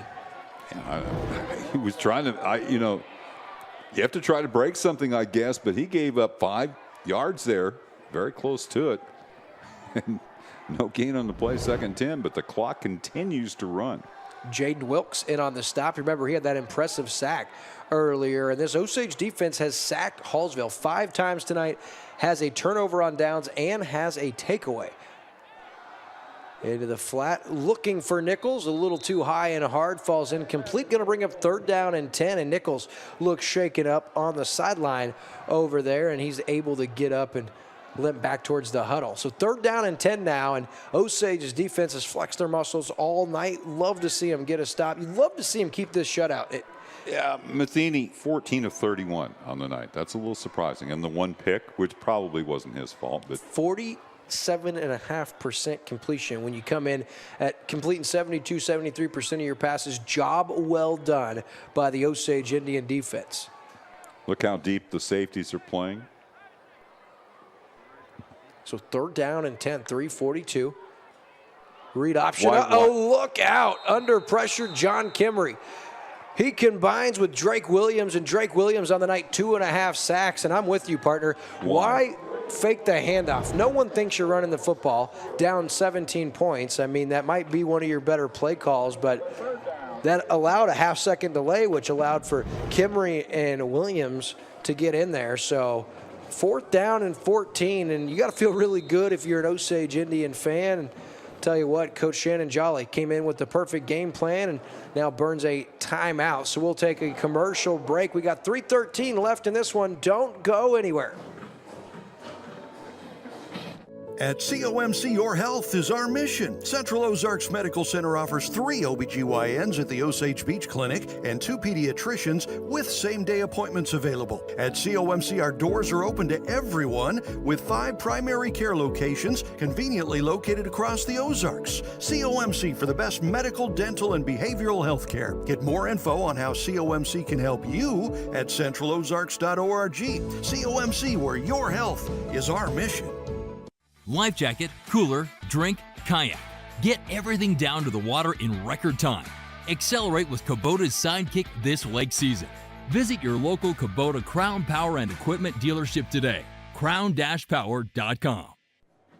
And we're back here on Lake TV where Osage, they're in control. They've got Hallsville backed up to a 4th down and 14 at their own 16-yard line. And probably going to have to go here, of course, down 3 scores. Game essentially over.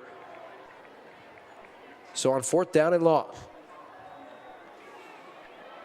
Uh-oh, in trouble, and for the 3rd time tonight, it's a QB sack. Oh, man, Drake Williams, the sophomore, he's going to end with 3.5 sacks in the game, Mike. They sacked this quarterback 7 times. As a team tonight, Braden Matheny, he is going to have a terrible time washing his uniform after tonight because he has been on the ground all night, Mike. Well, the artificial stuff doesn't really rub off on you that much, but you're right. 7 sacks on the night, and Osage now, and they can basically take a knee. Yeah, well, you're not going to do that, but ball spotted on the 14. You've got your 13 points. You only get 13 points when they're adding things up, so there's no incentive really here. And you'll take the score if you get it, but it doesn't change the outcome, the win, and the full 13 points. So on 1st down, Trusty gives it to the tailback who takes it inside the 10. This time, I got a different number there. Who'd you get? I had 28, but I don't see a 28. That's what I saw too, but I don't see a 28 on our roster. So I apologize for number 28 and any of his friends or family out there watching. A nice 3 or 4 yard gain on 1st down. 28, without a doubt. Could be Caden Neubauer is the closest jersey number who wears number 29. So it could be Neubauer, but 2nd down and 6 now. The unnamed Indian with it down to the 5 yard line. We're going to give him 6 yards, and it is. It's number 29, Caden Neubauer, the senior. Going to bring up 3rd down and 1 as we approach 2 minutes. And from start to finish, this was a outstanding game for the Osage Indians, Mike. And at 1-4, you go to 2-4, and we alluded to these teams under the direction of Shannon Jolly get stronger. This is their best performance of the season, and it's not even close. Yeah, and you're chasing Warrensburg for position in the district. Touchdown. And Neubauer to the house, touchdown. That's the nail in the coffin. And Osage goes out in front 23-0 with 1:43 left. And this time, Caden Neubauer, the senior. How about this for a homecoming performance, Mike? Pretty impressive, but, you know, for Osage putting up 23 and now 24 points with this extra point attempt, the potential for it for 24 points anyway. The shutout's what's important and really shocking to me what they've done to Hallsville. Well, it's going to stay at 23, apparently. Picked up Brady Clark into the end zone, and that one is picked and not even going to try to return it. You don't get points. Can he go for that? I thought that it would be 2 points if you return it, but maybe that's just the NFL. Anyway, after the Caden Neubauer touchdown run, Osage, they're on their way to a 2-4 start with a big win over Hallsville. Your score, 23 Osage, Hallsville 0. Dealing with fatigue, sleepless nights, and chronic pain? Meet Dr. Beck with 40 years specializing in pain management, clinical nutrition, and board-certified in neuropathy. Boasting new techniques to the industry, including a rib adjustment only available at Beck Wellness. New specialty treatments for headaches, frozen shoulders, peripheral neuropathy, plantar fasciitis, and their brand new knee rehab. All while keeping nutrition top of mind. Call or go online today. Your healthier, happier life starts with Beck Wellness Center. It's time for a new home, and your solution is Ozark Homes under the water tower in Laurie. Your home is and should be your safe place. At Ozark Homes, we take your dream and make it a reality while staying within your budget. With real estate and construction prices at an all-time high, let Ozark Homes stretch your dollar. We have many customizable options, including kitchens, bathrooms, fireplaces. We even offer a second level option. Quotes are always free, so give us a call or stop by today. Ozark Homes, making homeowners' dreams a reality for over 30 years. Back here at school, the Osage for the 2023 homecoming night, and it's all Osage up 23-0 here. The kick fielded at the 15-yard line, and up the sideline, not a whole lot of room. Lawson Burks, the sophomore, takes it up to the 27-yard line, and that's where Hallsville starts with it. So Hallsville, they're going to get their second loss of the season, and as we told you, Mike, they're going to head to a very tough 5-1 Southern Boone team next week who put it to Eldon tonight. Putting it on Eldon tonight. You know, the one indication maybe, and comparative scores don't work because different teams do different things well against other teams. But you look back, and Eldon played Hallsville 50-42, and Osage beat Eldon 37-12. I guess that's one indication maybe, but man, this has been an impressive win. Yeah, what shocks me is the defensive effort. Like we've continued to say, as a first down run, 11 yards and a Beck Wellness Center first down for Hallsville. And it's the freshman Conyers in there now, number 9. Conyers on the season, 18 carries. That was number 19, and they can have all the 11-yard runs they want. That one across the 40, we'll give him 4 or 5, and you know Justin Conyers' son, as you alluded to, only a freshman. He's going to have a bright future here for the Hallsville Indians here in garbage time, picking up some chunks of yardage. But Mike, for Osage, they're going to improve to 2-4, and then you look at next week, they got to go play a Booneville team who's down this year. A little bit, yeah. They don't have the great running back this year. That's the big case. And you remember a couple years ago, DJ Wezelak on football and basketball. Now he's playing at University of Missouri on special teams and backing up at defensive end. And here's Jure. DePay closes quickly, and he'll stop him after a modest gain. And we approach the 1 minute mark, and I think Zach Jure may be hurt, pounding the turf. And yeah, he's shaken up and not happy as we're now inside a minute to play. And so the official calls a timeout as Zach Jure makes his way off. The senior, standing 6 foot, weighing $185. Really good year coming into this one. But Mike, you're looking at an offense that has had their way through 5 weeks this season, and for Osage's defense, this is going to give them some kind of confidence headed forward. Yeah, I mean, there's a bad snap, and Matheny just has to fall on the ball and take a 3-yard loss, and the clock will continue to run. But this has been just a dominant performance by School of the Osage, and makes you wonder a little bit how they let that game get away from them last week. It also does a little bit, in my mind, to how good that California team is. Yeah, we haven't seen them yet. 3-2, a real tough schedule they've played so far, and pretty impressed with them. Yeah, and anytime you get in a close game and find a way to win, that man, closing quickly on Conyers and making the stop. Number 18. Now 25, that was Jaden Wilkes. And he who hesitates gets lit up. And that's what happened with Conyers there. He hesitated. And that's going to be the Osage just kneels down here, and that's pretty much the ball game. Man, Mike, what a game for Jaden Wilkes, the sophomore, defensively. So I'll let you take it away as I head down to the field, and I'll see you guys on our post-game show brought to you by Slumberland at the Lake. But before I go, Mike, real quick, want to give a shout-out to our crew. Of course, Andrew Evans in the truck, Megan Albers. We've got Robbie Brewer. We've got Spencer Wall. Like I said, Sean Coburn down there, David Leatherberry up top. Of course, the Hall of Famer right here with me, Mike Bissell. I'm William Holtz, and a big shout-out to our intern tonight, Maddie Stam from the Camdenton High School, who wants to get into broadcast, joining us. So your final, 23-0, Mike. Osage is victorious. I guess I'm not going anywhere. We'll take a commercial break, and we'll be right back with our Slumberland at the Lake postgame show. Okay, I'm starting in on stats.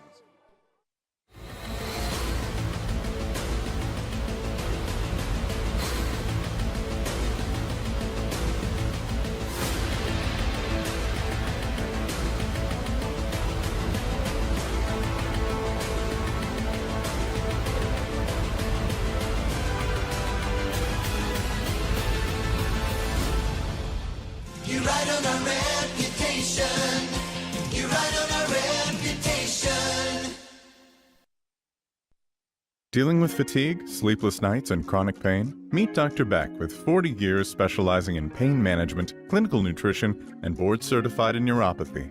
Boasting new techniques to the industry, including a rib adjustment only available at Beck Wellness. New specialty treatments for headaches, frozen shoulders, peripheral neuropathy, plantar fasciitis, and their brand new knee rehab. All while keeping nutrition top of mind. Call or go online today. Your healthier, happier life starts with Beck Wellness Center. At COMC, your health is our mission. Central Ozarks Medical Center offers 3 OBGYNs at the Osage Beach Clinic and 2 pediatricians with same-day appointments available. At COMC, our doors are open to everyone with 5 primary care locations conveniently located across the Ozarks. COMC for the best medical, dental, and behavioral health care. Get more info on how COMC can help you at centralozarks.org. COMC, where your health is our mission. They say a picture is worth 1,000 words. The pure joy of a kid getting ready to go on the lake. Get lake ready and leave the heavy lifting to the compact frame of Kubota's powerful utility vehicle. Accelerate with Kubota's Sidekick to blur the line between work and fun. Available in orange, black, and camo. Visit your local Kubota Crown Power and Equipment dealership today. Passion, power, performance. crown-power.com. Lake of the Ozarks is the boating capital in Missouri. Did you know that your prop is the most important part of your boat? With over 30 years of propeller repair at Lake of the Ozarks, Cool Breeze Marine, the prop specialist, is the choice for you. The most advanced in propeller repair and scanning, Cool Breeze Marine, the prop specialist, can help you boat smarter, go further, and last longer on beautiful Lake of the Ozarks. Got props? We do at Cool Breeze Marine, the prop specialists. It's time for a new home, and your solution is Ozark Homes under the Water Tower in Laurie. Your home is and should be your safe place. At Ozark Homes, we take your dream and make it a reality while staying within your budget. With real estate and construction prices at an all-time high, let Ozark Homes stretch your dollar. We have many customizable options, including kitchens, bathrooms, fireplaces. We even offer a second-level option. Quotes are always free, so give us a call or stop by today. Ozark Homes, making homeowners' dreams a reality for over 30 years. A message for everyone using the roads. That's you drivers and riders, evening runners and those running errands, lake dippers and road trippers, fun havers and adventure seekers. Help make the roads safer by doing 4 simple steps. Buckle up, phone down, slow down, and drive sober. That's it. 4 simple steps that have been proven to prevent traffic deaths. That means more rides, runs, laughter, life. After all, simple actions save lives. Osage head coach Shannon Jolly. It's homecoming, 23-0. Score may not show, with only put up 23 points, but I don't remember a dominating win like that in quite a while. Talk about the game plan coming in tonight, Coach. Well, it's about ball control. We talked about in the huddle about assuring our identity. We talk about things throughout the week. We get those conversations, those side conversations about, man, can we do this? Or I have people ask me, hey, why don't we do this? Why don't we do that? Tonight we found out what we do. And it's like that when you commit to something and you understand and you're all in on it, then you can start evaluating, are you good at it? And throughout the game we got better at it because we finally quit worrying about what we thought we should do or what we could do and did what we were supposed to do. Coach, I noticed, picked up on, you started putting 2 guys in motion on the edge and running that play the opposite side and had some big success. Is that something you rolled in, or is that something we've just missed so far this season? No, it's a simple trade. You trade the tight end and wing, but by doing that, you change the strength of the defense, and then they have to shift and rotate. And in high school, it's hard to get guys in the right spots after you've shifted and moved. So it's just little wrinkles, and that's what this group is. We're still waiting for is to be able to use all the wrinkles that we could, and so we're getting there. We're getting closer, but it's just little things. But to get a shutout defensively tonight was big, and we came out in the second half, and the offensive lineman got a nice talking to at halftime from Coach Bacham, and they responded really well. I thought you guys really dominated that point of attack in the second half. But 7 quarterback sacks, and we talked about the shutout. This team averaging almost 50 points a week. What was different this week on the defensive side as you prep for Hallsville? I'll tell you what's different. We played people. And I'll tell you what, we played tough opponents early in the year. I get asked that every week. Why did we play Just City? You get Blair Oaks on your schedule. That's part of our conference. When you play talented teams like that, we played good football teams. Elton's a good football team. Everybody on our schedule is a good football team. And you get stronger as you go because you wear bear through that, you know what I mean, and you learn. And that's a big thing about our guys is we have to learn on the field. We got young guys that have never played varsity, so every game is a learning experience. It's not a party, it's a time to go to work, and tonight was a great example of what a great week of practice and preparation does on a Friday night, because we came in here and played like we're supposed to. Man, what a performance. You shut out one of the highest scoring offenses in the state of Missouri, and you guys looked really good doing it. Last thing I'll ask you, Coach, till later the second half, I know you got a couple of penalties. You probably went back. I didn't think either of the pass interference calls were actually interference, but your team played really clean tonight in that phase, and I know that's really important to you. Yeah, we had a couple hiccups, but those are individual things. We got some conversations to have. We're still trying to understand that the sum of the thing is greater, and what I mean is we've got to make sure that the way we act, what we do, and how we respond to things is based on all the other 65 guys on the team and not just about ourselves. And so we're learning. But these kids, man, have responded so well. I mean, I'm so proud of them for a young group of kids to come out and put a game like this together and learn at the same time is perfect. I know the home crowd loved it here for homecoming, Coach. Congratulations, and heck of a game plan tonight. Thanks, guys. Thanks for being here. That's head coach Shannon Jolly. We'll wait for our player of the game. Who's our player of the game, Coach? Aiden. Oh, A-Train, our player of the game. So, my man, Aiden Williams, and we've been given permission to call him A-Train. You come in, my man, over 100 yards a game, but you guys haven't been getting the victories in some of these close games. You're playing some really tough teams. Yeah. You get a team like Hallsville who comes in averaging almost 50 yards or 50 points a game. What does it mean to you in front of your home crowd to beat this team 23-0? It means a lot, especially during homecoming. I feel like the environment really needed the Lake of the Ozarks needed that. So we just had to provide for them. We put together a great week of practice and got after it. Now, I looked at your numbers. They're unofficial, but we're real close. 240 yards, two touchdowns. I got to ask you, have you ever had an individual performance quite that sweet? No, I have not. I have not. That's pretty awesome. That's good to hear, especially if those are true. That's real good to hear. But I'm really proud of the defense, especially my little brother, Drake Williams, 4 sacks tonight. Defense really stepped up. Couldn't have done it without them. And that O-line, they're small, they're young, but, man, they get after it. I'll tell you what, everyone really is keyed on you. Everyone in the state of Missouri knows A-Train, Aiden Williams, one of the top running backs. But talk about your counterpart, Jason Colonius, and you have really started to gel, and you two have something going. Talk about you guys together. So he's been there since day one, actually, but he's just now really getting in the party. It's his first year starting varsity, but, man, he's probably the hardest worker I know on the team. Hardest worker I know. He gets after both sides of the ball, and, watching him do what he does makes me want to run hard for him. An incredible performance. I'll say it again. A-Train, Aiden Williams, the junior tailback, is tonight's Show Me Zero player of the game. Congratulations, man. Keep rolling. Thank you. This message brought to you by MoDOT. Show Me Zero, friends. Hey, listen, slow down, buckle up, phones down, and drive sober. These simple things will save lives. This message brought to you by MoDOT. Now we'll take a short commercial break, and we'll be right back to wrap up tonight's Slumberland at the Lake Postgame Show. Do we ever get tired of great high school football? Heck no. It's season 11 of high school football on Lake TV, and it just keeps getting better and better. Next week, we'll be in Versailles as the Tigers take on the Mules of Lone Jack Kingsville. It's a new football era in Versailles, new conference, new teams, new rivalries, and a whole lot of fun. It all starts next Friday with a COMC pregame show at 6:30, kickoff at 7, right here on Lake TV. Hey everybody, Daryl Cunningham with Slumberland Furniture at the Lake. This week is a special week here. We have our customer appreciation sale going on. Once a year, 4 days only, Friday, Saturday, Sunday, and Monday. Deals so good you're going to have to come check them out. There's even deals that some of our manufacturers won't even let us advertise. Come check us out, Slumberland Furniture, where we're bringing happy home.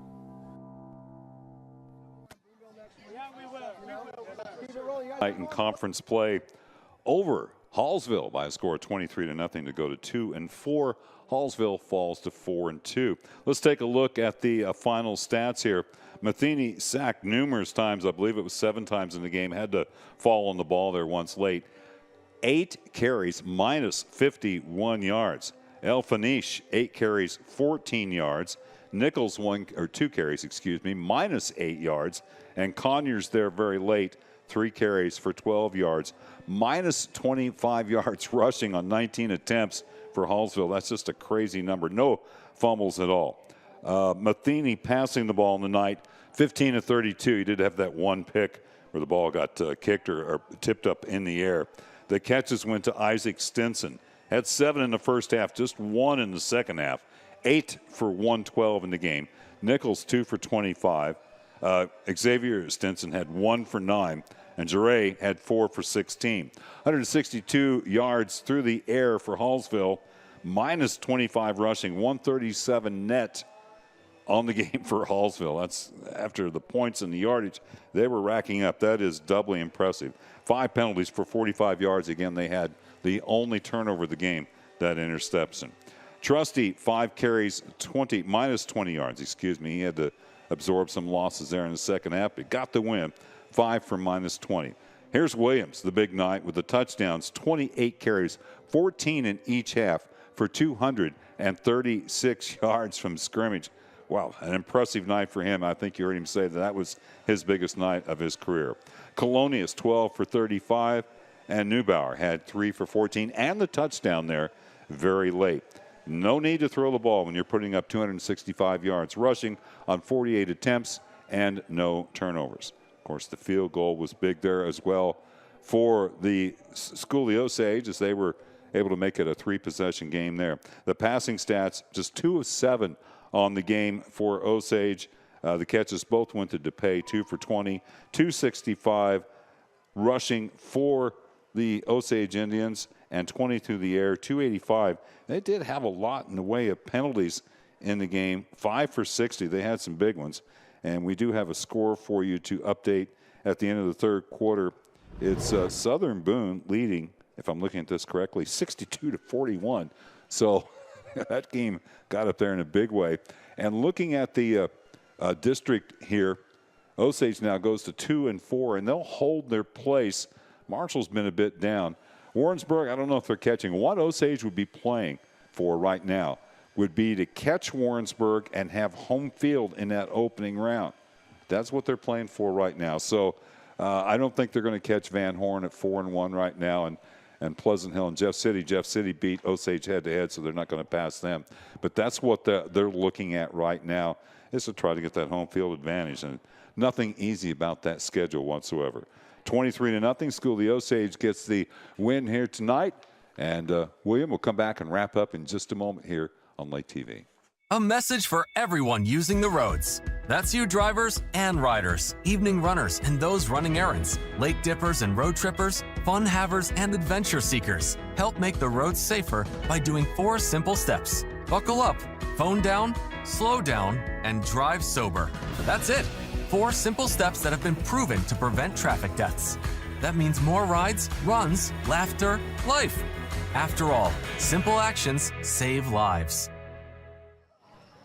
Back here on the field at School of the Osage on your Slumberland at the Lake post-game show. Your final score, the Indians win big. The Osage Indians, I should say, 23-0 over the now 4-2 Hallsville Indians. The Indians record, Osage, they improved to 2-4. They'll take that 2-4 mark on the road to play the Pirates from Boonville next week. Of course, as for us here on Lake TV, we make our first trip to Versailles, where the Tigers, who look to improve their record to 3-3 tonight, they're going to play host to Lone Jack. We'll kick off with our pregame show at 6:30. Of course, kickoff set for 7. What a night it was here from School of the Osage. The homecoming coronation saw a huge crowd, and the Indians get their most impressive win of the season by a final score of 23-0. That's going to conclude tonight's broadcast right here on Lake TV. I thank you guys so much for watching. One more time, got to give a shout out to our crew, Andrew Evans rocking it in the truck, along with Robbie Brewer, normally Sierra Glendenning, who wasn't with us tonight, or Sierra Smith.